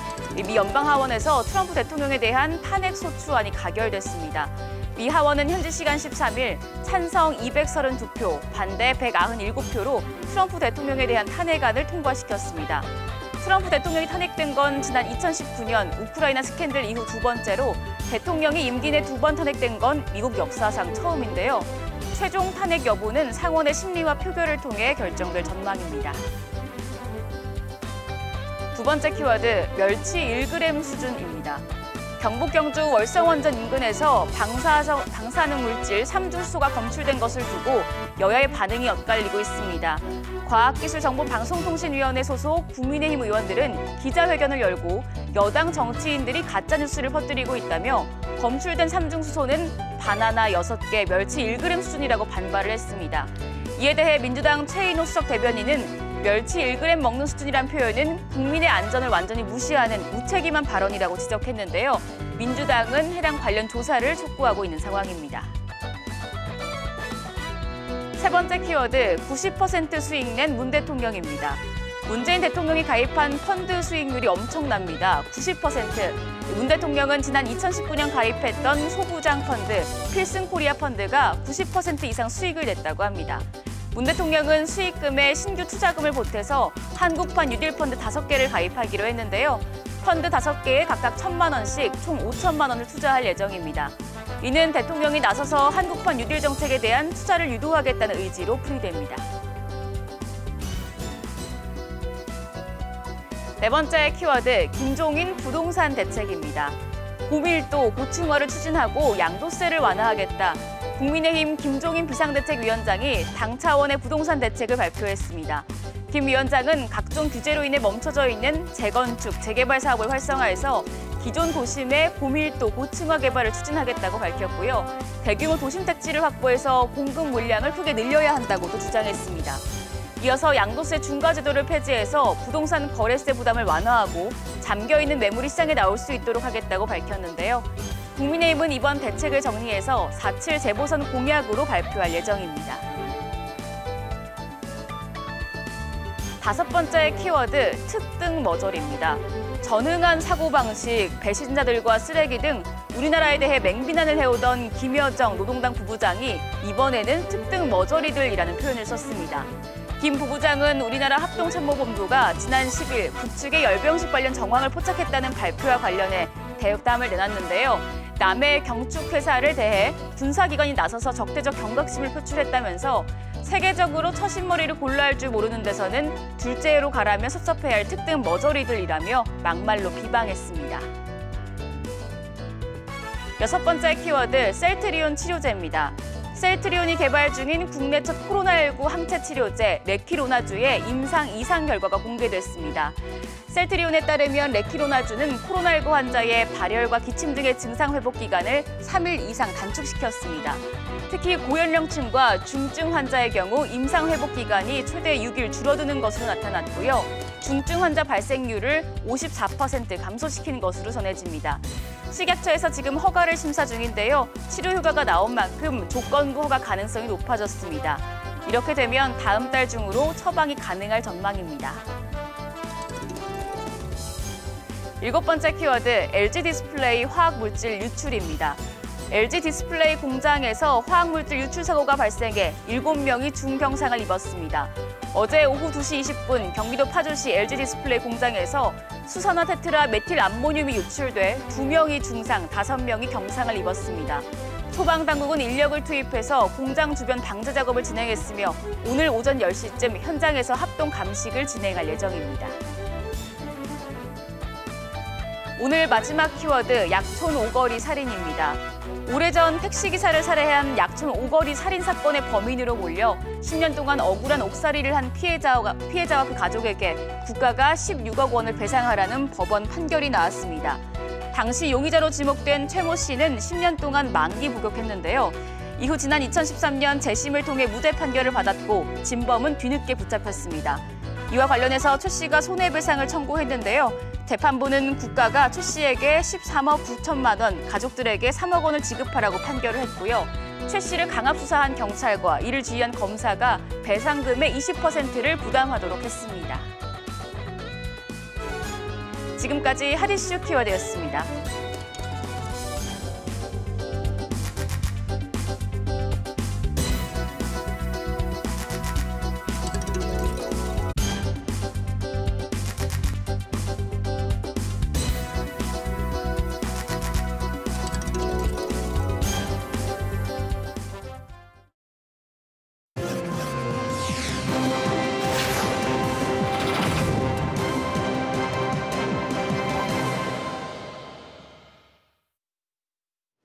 해법을 찾는 토론 이슈엔 직설 시작하겠습니다.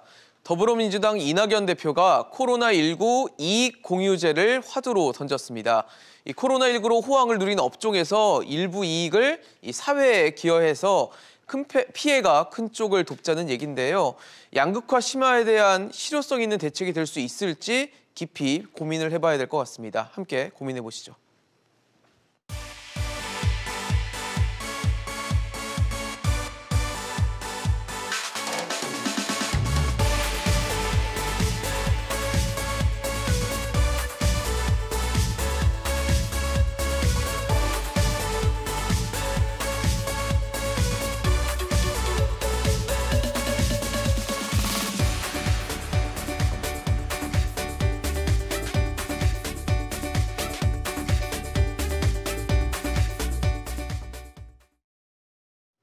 네, 본격적인 토론에 앞서 오늘 함께해 주실 세 분 소개하겠습니다.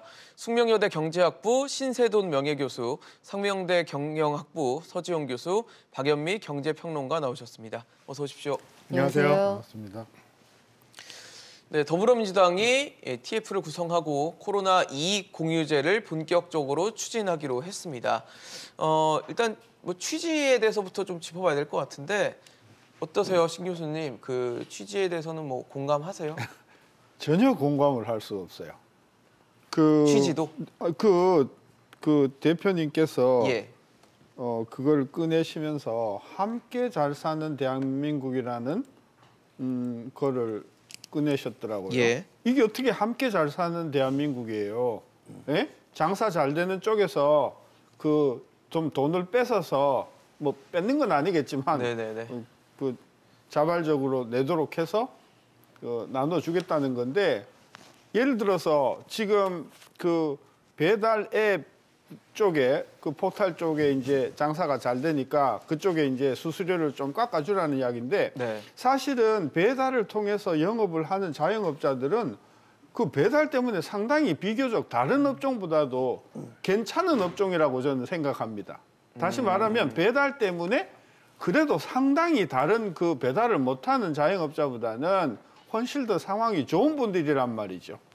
근데 그 둘 관계에서 뭐 여러 가지 수수료를 뭐 더 떼고 덜 떼고 해가지고 나눠 먹겠다라고 하면 그 배달의 어떤 혜택을 전혀 보지 못하고 있는 대다수 자영업자들은 더 분통을 터뜨리는 것이죠. 저는 함께 잘 사는 대한민국이 전혀 아니다. 이것은 함께 잘 사는 게 아니고 잘 사는 사람을 뜯어서 결국은 못 사는 사람한테도 별로 보탬이 되지 않는 저는 그래서 취지를 곰곰이 들여다보면서 이거는 취지에 전혀 동감할 수 없는 것이다. 일단 그렇게 시작할게요.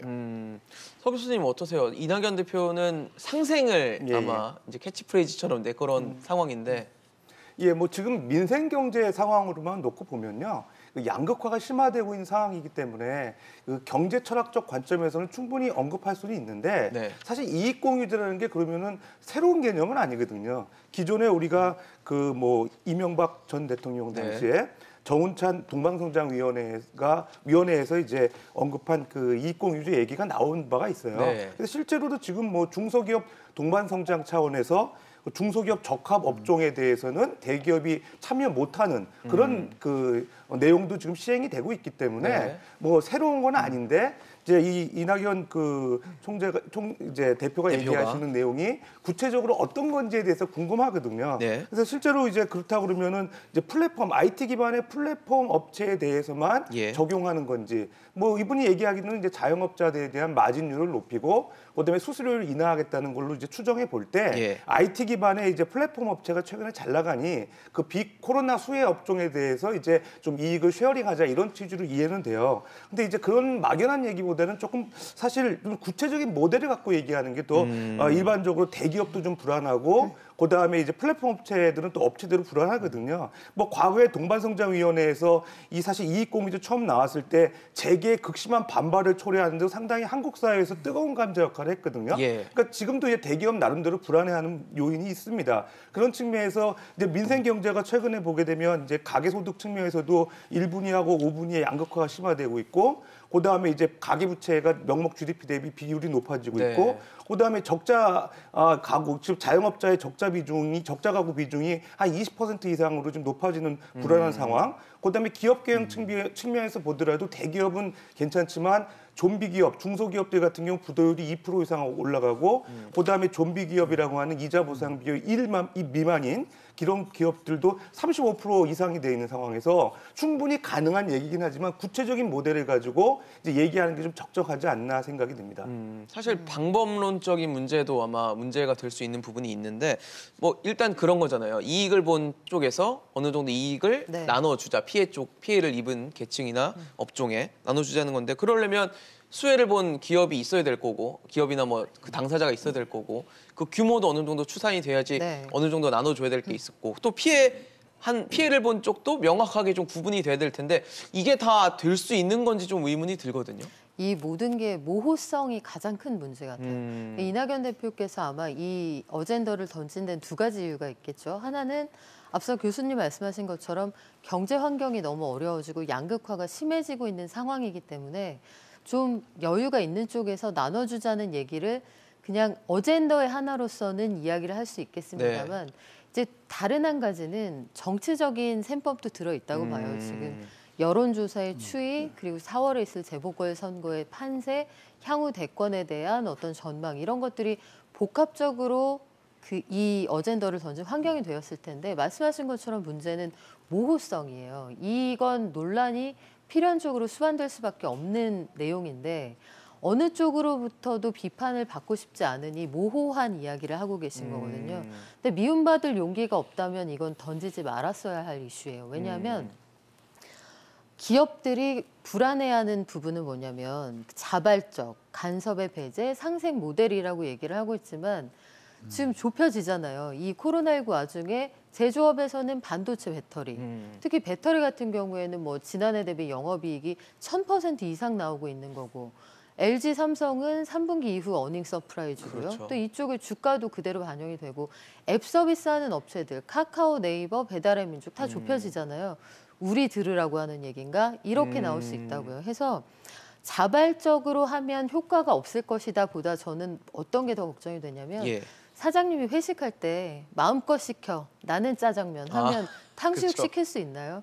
저는 그런 분위기가 조성될까 봐 더 걱정되고 차라리 깨끗하게 이런 방식의 어떤 조세를 만들자라고 했으면 논란에도 불구하고 어떤 논리적인 대응이 가능할 텐데 이게 일종의 부담금이나 기금 형태의 준조세가 돼버리면 법적으로 낼 의무는 없지만 안 내고 버티기에는 굉장히 애매한 그런 것들이 되거든요. 이명박 정부 때 그 정운찬 동방성장위원장이 제안했던 기업 사내유보금에 대한 과세안 이런 것들이 비판을 받았던 것은 이게 기업이 가지고 있는 어떤 예비비의 성격 같은 것들인데 여기에 어떤 근거로 과세를 할 수 있느냐 이런 문제가 하나 있었고요. 그럼에도 불구하고 그때 그걸 좀 검토해보자라고 할 수 있었던 논리적인 근거는 삼성이 돈을 벌면 협력업체나 하도급 업체랑 나누자 이런 구조를 만들었기 때문이에요. 그런데 지금 이낙연 대표께서 말씀하시는 게 구체적인 안이 안 나왔습니다만 이쪽이 돈을 번다고 해서 코로나19 이후에 피해를 본 업종하고 이 둘 사이의 연관 관계를 어떻게 만들어갈 것인가. 그러니까 상관이 없어도 돈을 벌면 이쪽에 나눠주라는 뜻인지 아니면 위아래의 연관 관계, 상하의 연관 관계 아니면 협력적인 연관 관계가 있는 회사끼리 도와주라는 것인가. 하나도 구체화된 게 없는데 TF는 출범이 돼 있고 홍익표 TF 단장의 경우에는 결국은 이렇게 되면 법제화가 필요하지 않겠습니까? 인터뷰까지 했단 말이에요. 그러면 이게 사실상 강제하는 법안으로 될 가능성이 큰데 이낙연 대표가 종국적으로 추구하는 방향이 뭔지부터 구체적으로 설명해 주는 게 순서인 것 같습니다. 뭐 구체적이지 않은 부분들이 가장 문제가 되고 있다라는 지적을 해주셨는데 신 교수님 아까 뭐 취지는 일단 설명 이제 뭐 이해가 되지 않고 동의하지 않는다 말씀 주셨는데 이 방법이 없어요 지금 사실 방법론적인 부분에 대해서 내용에 대해서는 어떻게 좀 보십니까? 그 취지도 굉장히 위험한 그 취지예요 이게. 뭐 일종의 반시장적이라는 비판도 나오고 있고요. 그죠. 그러니까 좀 조금 그러니까 확대해서 말씀드리면 경제가 어렵다 코로나 때문에. 그렇죠. 그러니까 벤츠 타는 사람들 다 돈 먹이자. 이런 논리예요. 왜? 벤츠 타고 다니는 건 형편이 좋다는 증거 아니냐. 이런 논리인데 굉장히 위험한 발상인데요. 취지도 제가 전혀 공감하지 못하지만 그 방법은 더 정말 비판하고 싶은 게요. 말이 이익 공유잖아요. 그렇죠. 그죠? 그리고 아까 일부 업체들은 지금 사상 유례 없는 영업이익을 냈잖아요. 근데요.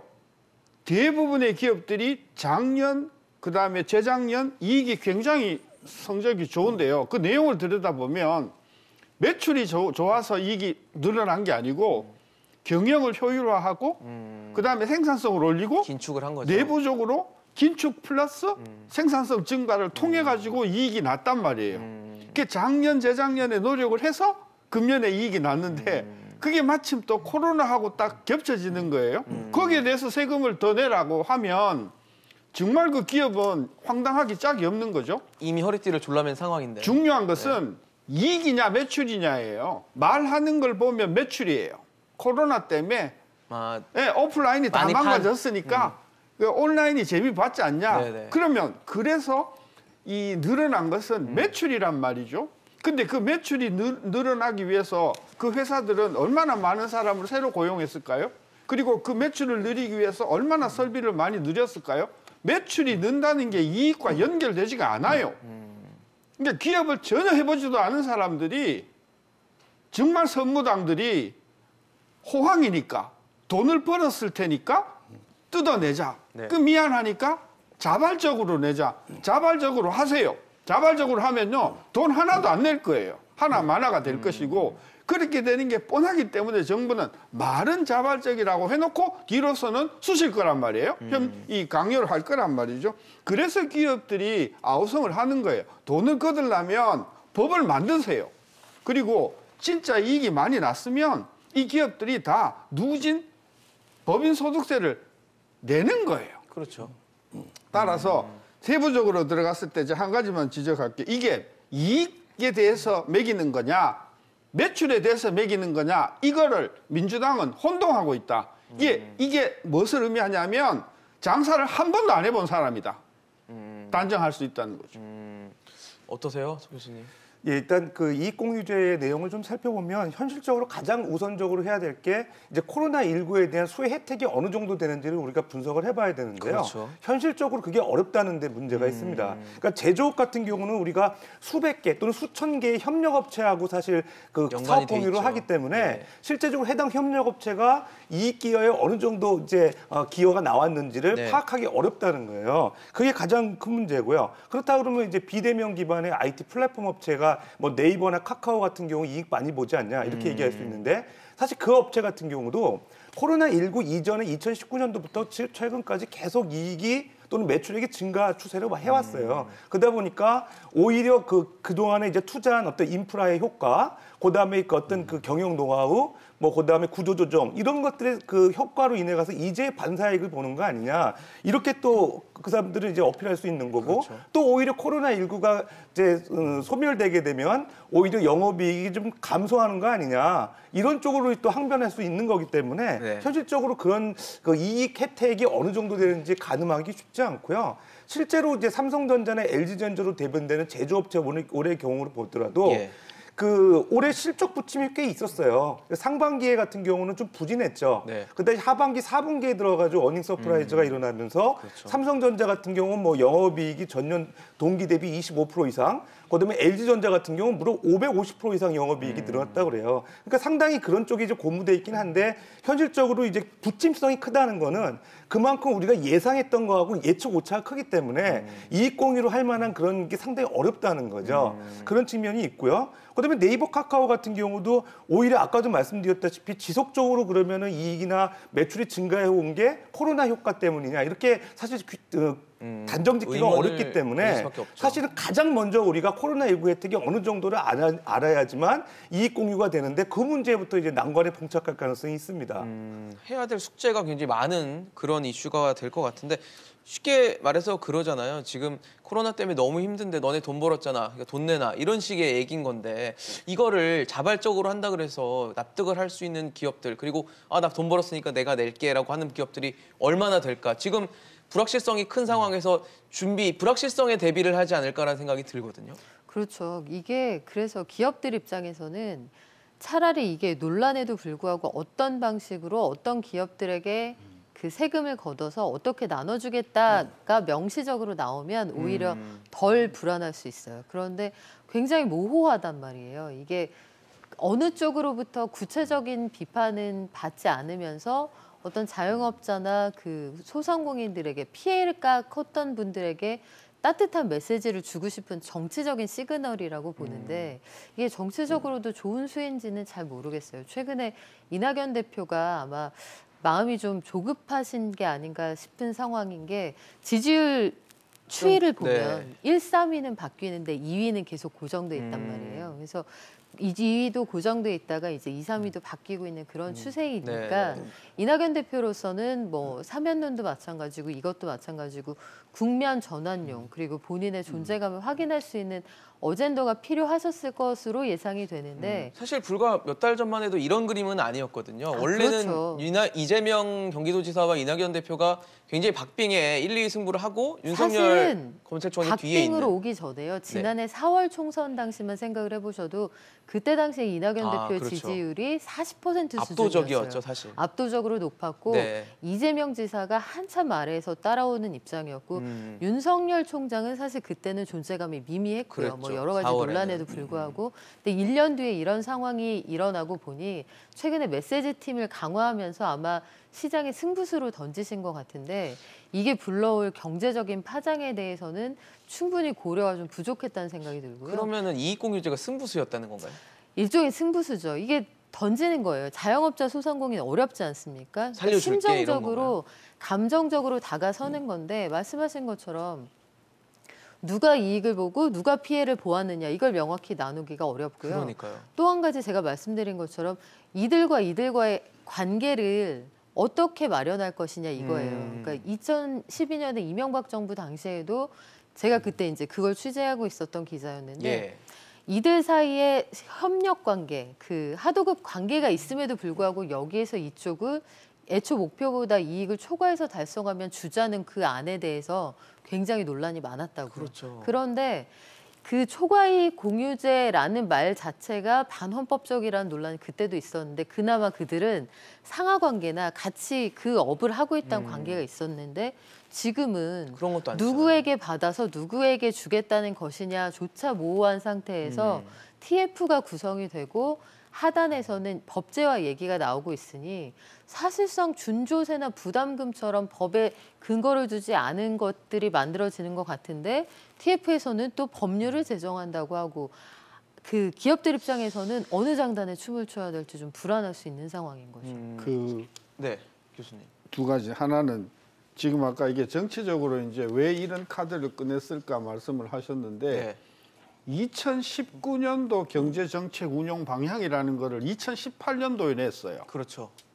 그때 뭐가 들어가 있었냐면요. 협력이익 공유제를 확산 법제화한다는 게 들어가 있었어요. 그때 그것 때문에 제가 방송을 했던 기억이 나는데 네. 그래도 협력이익 공유제는요. 그래도 그나마 이거보다 나아요. 관련되는 기업끼리 사전에 계약에 의해서 룰을 정하고 하는 거란 말이죠.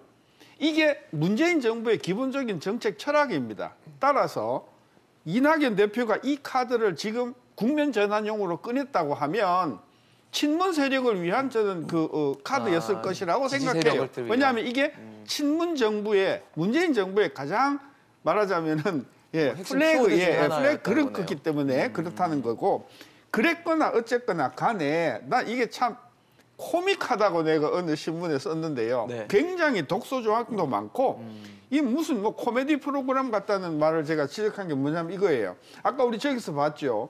네이버가 영업이익이 코로나 전부 다 얼마만큼 늘었는가 제가 얼핏 보니까 네네. 한 한번 확인해 볼까요? 2,800억 하던 게 2,900억 정도로 네. 좀 보세요. 네. 2019년도가 2,800억이잖아요. 코로나 이전이죠. 이전이잖아요. 네. 그럼 코로나 이후에 100억 정도 늘었어요. 분기별로. 그렇네요. 그럼 연간으로 400억이란 말이에요. 그렇겠네요. 그럼 400억을 전부 코로나 때문에 늘었다고 가정을 하더라도 거둘 수 있는 돈이 얼마겠어요? 100% 뺏어봤자 400억이잖아요. 그렇죠. 연간. 그럴 수도 없겠지만 없죠. 최대로, 네. 그죠? 네. 자, 코로나로 인한 그 자영업자 등등의 유통업의 피해가 얼마냐 제가 얼추 지금 계산하고 있는데 그게 대충 얼마냐 하면요 200조에서 300조쯤 돼요.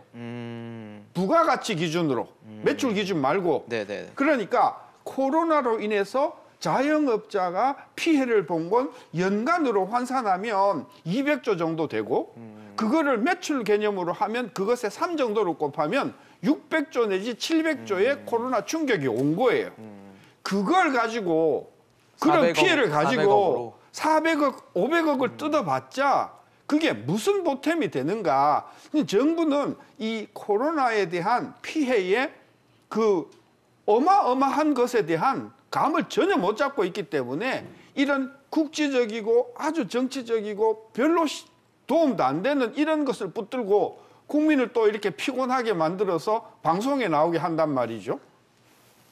네, 지금 사실 전경련 쪽에서도 뭐 이런 얘기를 했던 것 같아요. 아까 평론가님 지적해 주신 것처럼 그러니까 같은 카테고리나 같은 섹션이 아닌 상황에서 어떻게 과연 도움을 줄 수 있는가에 대해서도 지금 명확한 뭐 가이드라인이나 지침이 없는 상황이기 때문에 뭐 굉장히 모호하다는 지적을 하고 있는 상황이고, 그러다 보니까 최근에 뭐 그래 어떤 곳이 이득을 봤을까라고 봤을 때 대표적으로 떠오르는 것 중에 아까 뭐 삼성전자 이런 얘기도 하셨지만 플랫폼 쪽입니다. 사실 플랫폼, 그래서 말은 하지 않았지만 은연중에 플랫폼 업체들을 겨냥한 거 아니냐라고 했더니 민주당은 아니라고 했어요.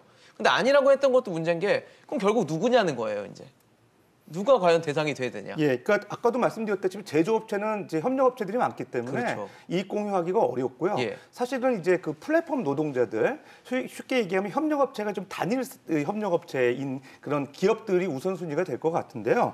일단 그 문제에서도 조금 이제 우리가 짚어봐야 할 게 있는 게 우리 이익공유제를 좀 세부적으로 들어가 보면 그 대상이 뭐냐, 그러니까 판매 이익에 대해서 공유하는 거냐, 순이익에 대해서 공유하는 거냐, 아니면은 목표치 초과한 이익에 대해서 공유하는 거냐.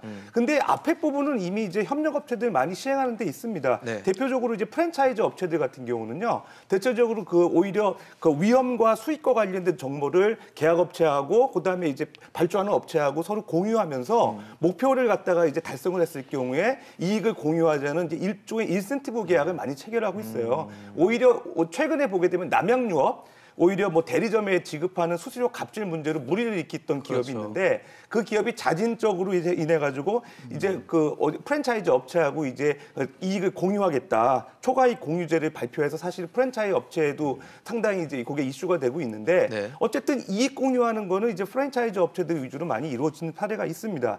근데 문제는 초과이익 공유제 같은 경우에 위험과 수익에 관련된 정보가 하도급 업체랑 그 원래 그 모업체랑 공유가 안 됐을 경우에는 사실 이게 공유하기가 어려워지는 거거든요. 그러니까 우리가 일반적으로 기업 내에서 보통 직원들 열심히 일하는 거에 대한 대가로 PS, 인센티브 지급하잖아요. 그건 서로 기업에 대한 정보가 공유됐기 때문에 그게 인센티브가 지급이 가능한 거예요. 근데 예를 들어서 기업과 기업 사이에 정보 공유가 전혀 단절된 상황에서는 그런 그 초과 목표 공유는 사실 현실적이지 않거든요. 그래서 그런 문제가 있어요. 그리고 과거에도 보게 되면 하도급 계약 관련 법 개정에서도 그런 기업 간의 어떤 정보 공유가 제한되는 상황이기 때문에 그렇다 그러면 이제 모기업과 사실 프랜차이즈 업체나 하도급 기업 간의 어떤 정보 공유가 이루어지지 않는 상황에서 초과 공유가 일어날 수 있는지에 대한 법적 또 분쟁 그런 문제도 있거든요. 그래서 결론적으로 얘기하면 단일 사업업체, 플랫폼 노동자들에 한해서 그런 그 어떤 위험과 수익과 관련된 정보 공유가 일어난다는 가정하에 그 상대적으로 제조업보다는 협력이익 공유제 가능성은 높아 보입니다. 사실 세부 말씀을 들어보면은 이게 뭐 좋은 건가라는 생각도 들면서도 가능한 건가라는 생각까지 좀 드는 측면이 있는데, 사실 여당 내부에서도 이것에 대해서는 반대하는 의견들이 있어요. 그래서 최근에 뭐 이상민 의원 같은 경우는 이익공유제보다는 뭐 부유세라든지 아니면 뭐 사회연대세 이런 것들이 더 나은 게 아니냐라는 뜻을 밝히기도 했는데, 뭐 일종의 부자 증세 같은 느낌인 것 같은데, 차라리 이익공유제보다는 증세를 하는 게 더 나은 것인가? 이건 어떻게 봐야 될까요? 그러니까 이상민 의원이 하는 얘기하고 정의당이 하는 얘기는 뭐냐면, 이 법안이 아니죠. 이 제안이 도대체 법안으로 제도화하자는 것인지 아니면 의제를 한번 던져보는 것인지 명확히 입장을 밝혀달라, 그런 요구인 거예요. 이낙연 대표가 지금 말씀하신 것으로만 추정을 하면 이렇게 좋은 취지가 있으니 알아서들 사회복지 공동모금에 기금을 내듯이 그런 식으로 좀 모아보자, 이런 얘기거든요. 근데 이게 이명박 정부 때도 문제가 많았어요. 그때도 세계 금융위기 상황에서 취업자들도 그 일자리를 잃고 그 청년들도 일자리를 구직하기가 어려우니 청년들에게 어떤 일자리를 만들어줄 수 있는 기금을 모으자든가 뭐 각종 방식의 기금이 많았거든요. 그게 이른바 준조세처럼 기업들에게는 법적으로 낼 의무는 없지만 사실상의 부담금의 느낌이 있는 그런 준조세의 형태로 걷는 돈이 많았는데, 그런 방식으로 하는 건 정의당이 보기에는 비겁하다는 거예요. 정말 그런 의사가 있으면 법으로 만들자는 게 정의당의 제안이고 이상민 의원의 주장도 다르지 않은데 여당 안에서 지금 여당 대변인은 특정 업종을 겨냥해서 한 말이 아니다라고 수습하고 있잖아요. 그러니까 이낙연 대표가 던지신 이 메시지가 자꾸 후진 기어를 넣고 있다고요. 그러니까 사면론도 마찬가지고 그러게요. 이번에 그 이익공유제도 마찬가지고 생각보다 시장에 미치는 파장이 크고 입체적인데 거기까지 내다보지 못했기 때문에 이게 또 나아가서는 증시에도 영향을 미칠 수가 그럴 있습니다. 수 있죠. 이 회사가 이익을 공유해야 되는 회사가 될 것으로 예상된다 하면 주주들 입장에서는 기업이 가질 수 있는 이익의 규모가 줄어들 수 있다라는 불안감을 가질 수 생각할 있죠. 수 있죠. 충분히 생각할 수 있죠. 이게 비슷한 논의가 우리나라에서만 있는 건 아니고요. 네네. 미국에서도 바이든 정부가 IT 공룡들이 돈을 많이 벌었으니 이쪽에서 세금을 좀 걷어서 최저임금을 인상하는 방식으로 이익을 좀 공유하겠다 이런 얘기를 해서 세금을. 나스닥의 주가가 떨어진 적이 있었거든요. 그러니까 취지는 알겠는데 구체적으로 뭘 어떻게 하겠다는 건지 구체안을 마련하고 이게 미칠 수 있는 파장을 좀 계산을 해서 말씀을 하시고 명확하게 얘기를 좀 해줬으면 좋겠어요. 그래서 미움받을 용기를 가지고 이 시장에 논란이 될 수 있는 제안은 그렇게 던지고 나가는 게 리더의 모습 아니겠습니까? 명확한. 네. 어떻게 근데 해요? 네. 저는 계속 웃는데 이게 코로나 피해에 관련된 되어서 나온 거잖아요. 제가 아까 이야기했지만 코로나 피해는 적게 잡아도 100조, 많게 잡으면 400조 정도의 어마어마한 수소폭탄이란 말이에요. 그걸 이런 식으로 접근한다고 하면 이게 문제가 해결이 되지도 않아요. 그렇기 때문에 논의를 하시려면 구체적인 대안을 내놓으시려면 코로나 핑계를 대지 마라. 이 정부가 원래부터 생각하고 있었던 기업의 이익에 대한 간섭을 이게 원래 그 발톱 이야기했잖아. 2018년에 이미 이야기가 나왔던 거란 말이죠. 그러니까 이 정부가 가지고 있는 근본적으로 반시장적인 성격을 이번에 확실히 드러내놓은 것이다. 그거 지적하고 싶고요. 그다음에 이 공유제를 구체적으로 안을 내놓는다고 하지만 첫째, 규모가 불과 2, 3조에 그칠 것이다. 그리고 그 혜택을 받는 사람보다도 그 혜택에서 소외되는 업체들이 훨씬 많을 것이기 때문에 정치적으로 한 1%의 정치적인 득이 있는가 하면 90%의 반발을 저는 초래할 것이기 때문에 제가 좋게 말하는데 빨리 접을수록 이 이야기를 빨리 접을수록 이낙연 대표로서는 정치적으로도 더 좋을 것이다. 지금 여당 내에서도 이거의 문제점을 가지고 비판하는 사람들이 곳곳에서 생기잖아요. 결국은 이낙연 대표가 이거 꺼내가지고 자기 무덤을 파는 것이 될 것이고 설사 생존을 한다고 하더라도 대선까지 가면 우리 국민들은 이제 이 정부의 어떤 기본 철학이 얼마나 반시장적인가라고 하는 것을 5년 동안 아주 지겹게 봐왔기 때문에 저 대선에서 결코 성공하는 카드가 아니거든요. 저는 그런 관점에서 정말 훌륭한 판단을 하신다고 하면 이거 좀 잘못된 것을 섣불리 꺼냈다. 이게 문재인 대통령이 선거 공약과 경제정책 운영 방향이 있었다고 하더라도 협력이익 공유제와 같은 방식으로 전개하는 것은 민주당에 전혀 보탬이 되지 않을 뿐더러 우리 국민에게도 전혀 보탬이 안 되는 제도다. 빨리 접으세요라고 저는 권하고 싶어요. 사실 앞서서 저희 화면에 그 여의도 연구원장인 지상욱 원장의 발언이 나왔는데 거기 보면 이제 증세를 언급하는 내용이 나와 있어요. 여의도 연구원이 이제 일종의 여당의 싱크탱크 역할을 하는 곳이기 때문에 뭐 이게 현실화되지 되든 간에 일단 증세가 더 낫지 않겠냐라는 얘기를 차라리 한 거거든요. 증세를 한다는 게 현재 국면에서 굉장히 어렵습니다, 사실. 선거 국면으로 접어들었기 때문에. 그러면 그래도 증세가 필요한 게 아니냐는 데서는 어떻게 생각하십니까? 이익공유제하고 지금 부유세, 그다음에 사회 연대서 비교하는 차원에서 이제 효과성 측면에서 증세가 낮다 이런 얘기인데요.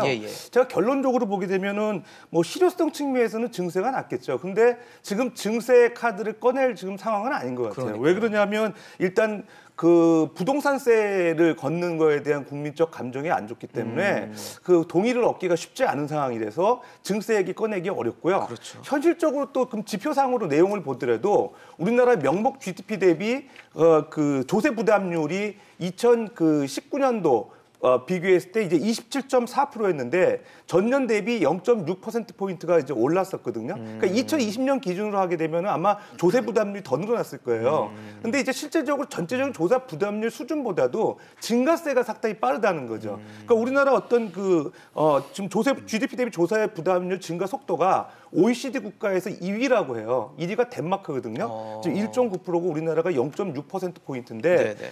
상당히 이게 빠르다는 게 문제예요. 그래서 그런 국민적 저항도 있을 것 같고요. 그다음에 세 번째는 이제 그러면은 이제 세금은 내는 사람만 내고 또 면세 받는 사람들이 많지 않냐. 절반 정도 되죠. 예, 근로소득세 면세자율이 우리나라가 지금 40%에 가깝게 되고 있습니다.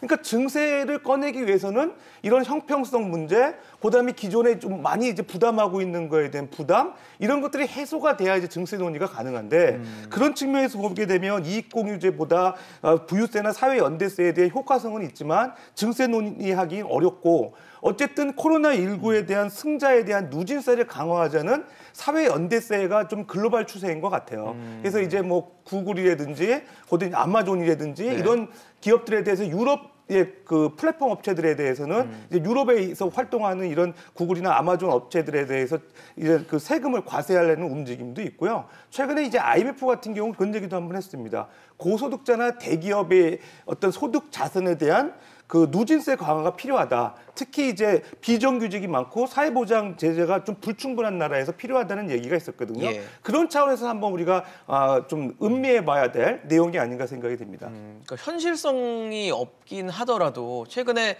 뭐 워낙 씀씀이가 크고요. 우리나라 지금 상황이 크고 또 걷어들이는 세금은 굉장히 많이 줄어든 상황이잖아요. 그러다 보니까 뭐 적자 구체도 내야 되는 상황이고 이런데 그러다 보니까 증세를 결과적으로는 해야 되는 거 아니냐라는 얘기가 있거든요. 어떻게 보십니까? 글쎄, 지금 증세 얘기를 꺼내기는 어렵겠죠. 너무 어려운 상황이에요. 경제 사실. 상황이. 예. 그리고 기업들이 잘 되는 기업들이 일부 있다고 해도 잘 되는 기업만 말씀을 드렸습니다만 대표적으로 보세요. 뭐 아모레, 대한항공, 호텔신라, 네. 면세업계 등등해서 너무 어렵죠. 서비스나 대면 업체들은 아마 아직 4분기 실적이 안 나왔습니다만 대략 2자릿수 영업이익이 줄어든 것으로 감소하는. 나타날 가능성이 커요. 네. 이제 이런 상황이 있을 때 그러면 누구는 증세를 하고 그러니까요. 누구는 감세를 하고 그럴 수도 없단 말이에요.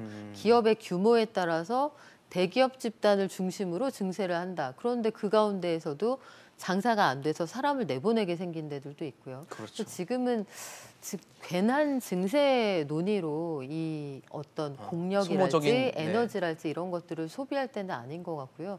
오히려 자영업자 그리고 월급을 받는 사람들의 경우에도 소득이 실질적으로는 감소한 사람들이 많습니다. 집에서 아이들하고 재택근무하면서도 씀씀이가 오히려 커졌어요. 엔겔 개수 같은 게 사실 굉장히 높아졌거든요. 네, 맞아요. 먹긴 해야 되니까요. 삼시세끼 집에서 밥 먹어야 하니까요. 예. 해서 오히려 지금은 아주 한시적으로라도 이분들에 대해서 생계가 곤란한 분들에 대해서 감세를 논의했으면 논의할 때이지 증세 논란으로 공연한 헛심을 쓸 때는 아닌 것 같고요. 이게 정치 공학적으로 봐도 지금 이 시점에 이 논쟁이 불붙는 게 여당에 그렇게 유리해 보이진 않아요. 그리고 여의도연구원은 물론 그 야당인 국민의힘의 싱크탱크입니다만 네. 저쪽에서 지상욱 원장이 얘기한 것처럼 솔직히 이야기해서 지금 재정은 더 이상 버틸 힘이 없는데 재난지원금은 추가로 지원될 가능성이 있고 네. 자영업자들의 인내심은 한계에 다다라서 지금 폭발하기 직전이고 저희가 화면으로도 이태원 상인들이 자기 가게를 부수는 걸 지금 보여드렸잖아요. 네. 그런데 돈 나올 데가 없단 말이에요. 맞아요. 그래서 아주 현실적이고 솔직한 이야기를 하는 게 오히려 와닿지 않겠느냐. 저는 지상욱 원장이 그걸 지적한 거라고 생각을 하고 있습니다. 교수님 그러면 지금 어쨌든 뭐 재보궐선거 모드로 들어가 있는 상태고 그 하반기 들어가면 어쨌든 대선 국면으로 또 접어드는 상태니까 내년도 대선이 끝날 때까지는 증세를 논의하기 어렵다고 쳐도 그 이후에는 증세 논의가 좀 필요하다고 보십니까? 이 정부가 들어와서 코로나가 발발하기 3년 전서부터 2017년서부터 네. 돈을 쓰자고 나왔잖아요. 응? 우리 재정이 탄탄하니까 팡팡팡팡 써댔잖아요. 예산이 2자릿수씩. 그죠? 예, 그러다가 또 올라갔죠. 코로나까지 터진 거예요. 그러니까 지금은 그 증세를 이야기할 게 계제가 전혀 아니에요. 저도 아까 그 모 연구원장이 뭐 증세로 나가야 된다. 또 다른 또 전 야당 의원도 증세 이야기를 하는데 전 정신없는 사람이라고 생각해요. 지금은 정세를 해야 할 때가 아니고요. 네. 감세를 해줘야 될 때입니다. 감세를 하는 방법은 두 가지예요. 네. 하나는 정부 조직을 줄여서 작은 정부로 가는 거예요. 전 그게 정답이라고 봅니다. 한국이 정말 경제적으로 탄탄하고 기업으로 인해서 경제가 살아나고 일자리를 만들어내는 탄탄한 그 서구형 경제로 가려면은 저는 감세로 가야 되는데 감세가 만약에 어렵다고 하면 그러면 국채를 발행하자. 국채를 발행하고 아까 이야기했잖아요. 코로나는요. 최소한 100조에서 300조 정도의 충격이란 말이죠. 증세로는 도저히 해결을 못하는 겁니다. 왜냐하면 경제가 나쁘니까 세수가 10조 이상 줄잖아요. 그러니까 증세를 가지고 이 문제를 해결할 것이 아니고요. 정부 사이즈를 반으로 줄여서 그죠? 경직성 정비를 절반으로 줄이면 한 거기 100조 이상 나온단 말이죠. 그게 장기 방향이고 네네. 그때까지는 재정 적자를 늘리는데 다만 재정 적자를 지금 100조를 늘리는 국채를 100조 늘리는 대신 앞으로 20조를 5년 동안 분할해서 향후 5년 동안에 갚아 나가자고 여야가 법으로 아예 딱 못을 박잔 말이에요. 독일같이. 저는 그래서 증세 꺼내는 순간 무덤을 파는 일이다. 정치적으로도 그렇고 경제적으로 그래서 저는 증세는 답이 아니라고 보고요. 네. 작은 정부로 가야 되고 그다음에 작은 정부로 당장 못 가니까 국채를 발행해서 빚을 조금 늘리는 쪽으로 가되 앞으로 5년 동안 이것을 쪼개서 썰어서 그걸 갚아 나가는 쪽으로 정부가 여야가 합의를 해야 된다. 저는 그렇게 봐요. 근데 뭐 사실 작은 정부를 과연 이 정부가 할지는 참 부정적이지 않을까라는 생각이 드는데 최근에 그러니까 정권이 교체가 되고 새 정부가 들어서서 이렇게 돈을 퍼쓰고 세금을 걷어가지고는 경제가 오히려 거꾸로 가는구나 하는 것을 국민들이 이번에 5년 동안 저는 처절하게 학습을 했다고 보거든요. 네네. 따라서 방향을 틀어야 된다고 봅니다. 네, 그렇지만 이제 또 정부는 또 씀씀이를 고민하고 있는 게 4차 재난지원금입니다. 지금 3차 지급이 되면서 진행이 중인 상황에서 4차 재난지원금 얘기까지 나왔는데 여권은 일단 뭐 전 국민 쪽으로 보편 지급 쪽으로 가닥을 잡고 추진을 하려는 모양새인데 이러다 보니까 또 다시 1차 때부터 시작됐던 선별과 보편의 또 논란이 시작이 됐어요. 어떻게 보십니까? 결론적으로 말씀드리면은 뭐 논의는 이제 국민 여론은 보편이 더 맞는 것 같습니다. 그러니까 최근에 경기연구원에서 조사한 그 리서치 결과 보게 되면 재난지원금을 향후에 지급하기 위해서는 선별보다는 이제 보편으로 지급하는 게 더 낫다는 의견이 좀 많았던 것 같아요. 그러니까 지금 저기 그래프에 이건 리얼미터 조사인데요. 공감한다 쪽이 70% 가까워 되잖아요. 그러니까 사실 국민 여론은 그렇고요. 그러면 현실적으로 효과성 측면에서 보자는 거죠. 우리 작년에 1차 재난지원금 지급했던 거 5월에서 9월까지 그다음에 이제 2차 재난지원금은 이제 그 소상공인들을 위주로 지원이 됐었거든요. 그 효과를 내다 놓고 보면 차이가 있었습니다. 그러니까 소상공인들에 대한 지원금은 대체로 렌트비 같은 게 고정비 쪽으로 소상공인들이 사용하면서 소비 진작 효과는 크지 않았던 것 같아요. 근데 1차 효과를 놓고 보면은 신용카드 매출액이 5월 들어서 급증하면서 효과가 있었다고 보여지거든요. 제가 최근에 이제 연구를 좀 하면서 제 논문을 좀 쓰고 있는데 연구를 해보니까 1차 재난지원금이 실질적으로 우리나라 이제 소비 지출에 얼마나 영향을 줬는지를 한번 제가 분석을 해봤어요. 했더니 업종별로 차이가 있더라는 거죠. 그러니까 업종별로 차이가 있는데 특히 제가 이제 분석해 본 바에 의하면은 식료품 구입하는데 상당히 효과가 있었습니다. 그러니까 국민들이 이 재난지원금 받아가지고 이제 식료품 사고 이렇게 물건 사는 데 있어서 상당히 효과가 있었고요. 그런 측면에서 소비 진작 효과가 있었다는 거거든요. 그런 측면에서 보면 이제 그 정부가 재난지원금을 말 그대로 구호자금으로 진짜 어려운 사람들 돕고자 내는 건지 아니면 소비 진작이라는 경제 효과를 기대하는 건지 그 내용을 명확히 해가지고 목적이요? 목적을 정확히 한 다음에 그 재난지원금을 이제 디자인하는 게 조금 더 목적이 부합하지 않을까 생각이 되고요. 지금 어쨌든 그 소비 진작이 어렵고 내수 시장이 지금 어려운 상황이거든요. 작년에 우리 경제 상황도 보게 되면 수출이 먹여 살렸고 내수는 거의 뭐 정체 상태이잖아요. 그렇다 그러면 지금 1분기에 사실 내수를 진작한다는 측면에서 보면 보편 지원하는 게 조금 더 효과성 측면에서 높지 않나 이렇게 생각이 됩니다. 그럼에도 워낙 너무 힘든 계층이 지금 자영업자 소상공인 쪽이니까 선별 지급 을 4차 때도 해야 된다는 목소리는 있는데 평론가님 어떻게 보세요? 저는 3차나 좀 끝나고 얘기했으면 좋겠는데 3차 시작하자마자 4차가 나왔습니다. 섣부르다는 생각이 들어요. 3차 신청 받기 전부터 4차 얘기가 나왔거든요. 이게 지급이 11일부터 시작이 됐단 됐죠. 말이에요. 그런데 벌써 한 이틀 만에 3조 원 넘게 받아가셨으니까 얼마나 사정이 급한가 짐작을 할 수가 있어요. 맞습니다. 소상공인 자영업자들한테 그 9조 3천억 중에 배정된 게 4조 1천억 원인데 이틀 만에 3조 원이 나갔다고 하니 다들 정말 얼마나 갈급했을지 주변에만 봐도 뭐 임대문이 맞아요. 그리고 오래 다니던 단골 가게 이런 데들이 다 문을 닫았거든요.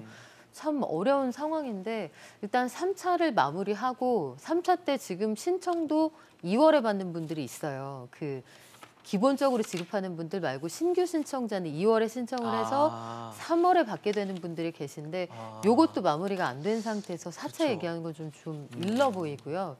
또 한 가지 현실적인 문제가 1차 재난지원금을 지급하던 당시에는 사회적 거리두기 단계가 지금처럼 강화되지 않았습니다. 그렇죠. 16일을 기준으로 해서 사회적 거리 단계가 다소 완화될 가능성이 점쳐지기는 하지만 네네. 그때는 우리가 전국 단위로 10명 나왔습니다 하면 오늘 확진자가 어떡하지? 많네 이럴 네, 때였거든요. 했었죠. 그런데 지금은 거의 약간 긴장감을 늦추면 1,000명을 넘어버리던 그런 상황에서 간신히 수백 명대로 내려온 상황이고 5명 이상 모이지 말아라. 이게 맞아요. 전국적인 기준이 돼 있는 상황이기 때문에 돈을 준다 한들 나가서 쓸 때도 마땅치 않고 그게 방역에 도움이 될 거냐. 그것도 잘 모르겠단 말이에요. 그래서 3차 좀 정리되고 1분기에 이제 백신 접종 시작한다고 하니 우리를 포함해서 전 세계적으로 백신이 어느 정도 효과가 나타나는 좀 보고 좀 차분하게 진행을 했으면 좋겠는데 3차 끝나기 전에 4차 얘기를 벌써 해버리니까 공연이 4월 선거 의식하는 것 아니냐 네. 이런 비판을 받을 수가 있거든요. 좀 차근차근 스텝 바이 스텝으로 했으면 좋겠어요. 사실 재난지원금과 선거를 같이 보면은 사실 4차와 지금 1차가 좀 연상이 되거든요.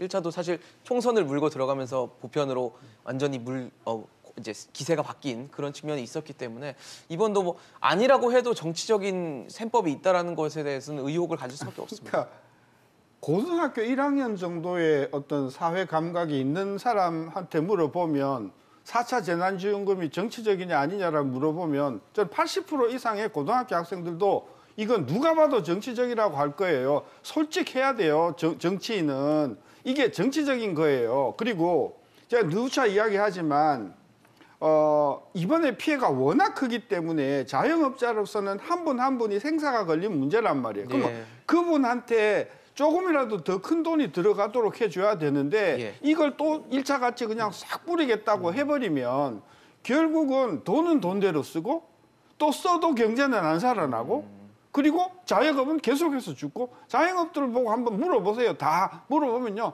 안 주는 것보다야 낫지. 근데 100만 원, 200만 원은 이거 누구 임대료도 못 낸다 뭐 이런 얘기 하시죠. 코끼리 그런다는 이야기죠. 저는 정말 이 정부에 기대를 많이 한 사람인데 사람이 먼저라고 하면서도 500만 자영업자를 저렇게 길거리에 내팽개치면서 이렇게 정치적인 노름을 하는 것은 저는 그동안 존경했던 여당 정치인들에 대해서 정말 실망을 금할 수 없습니다.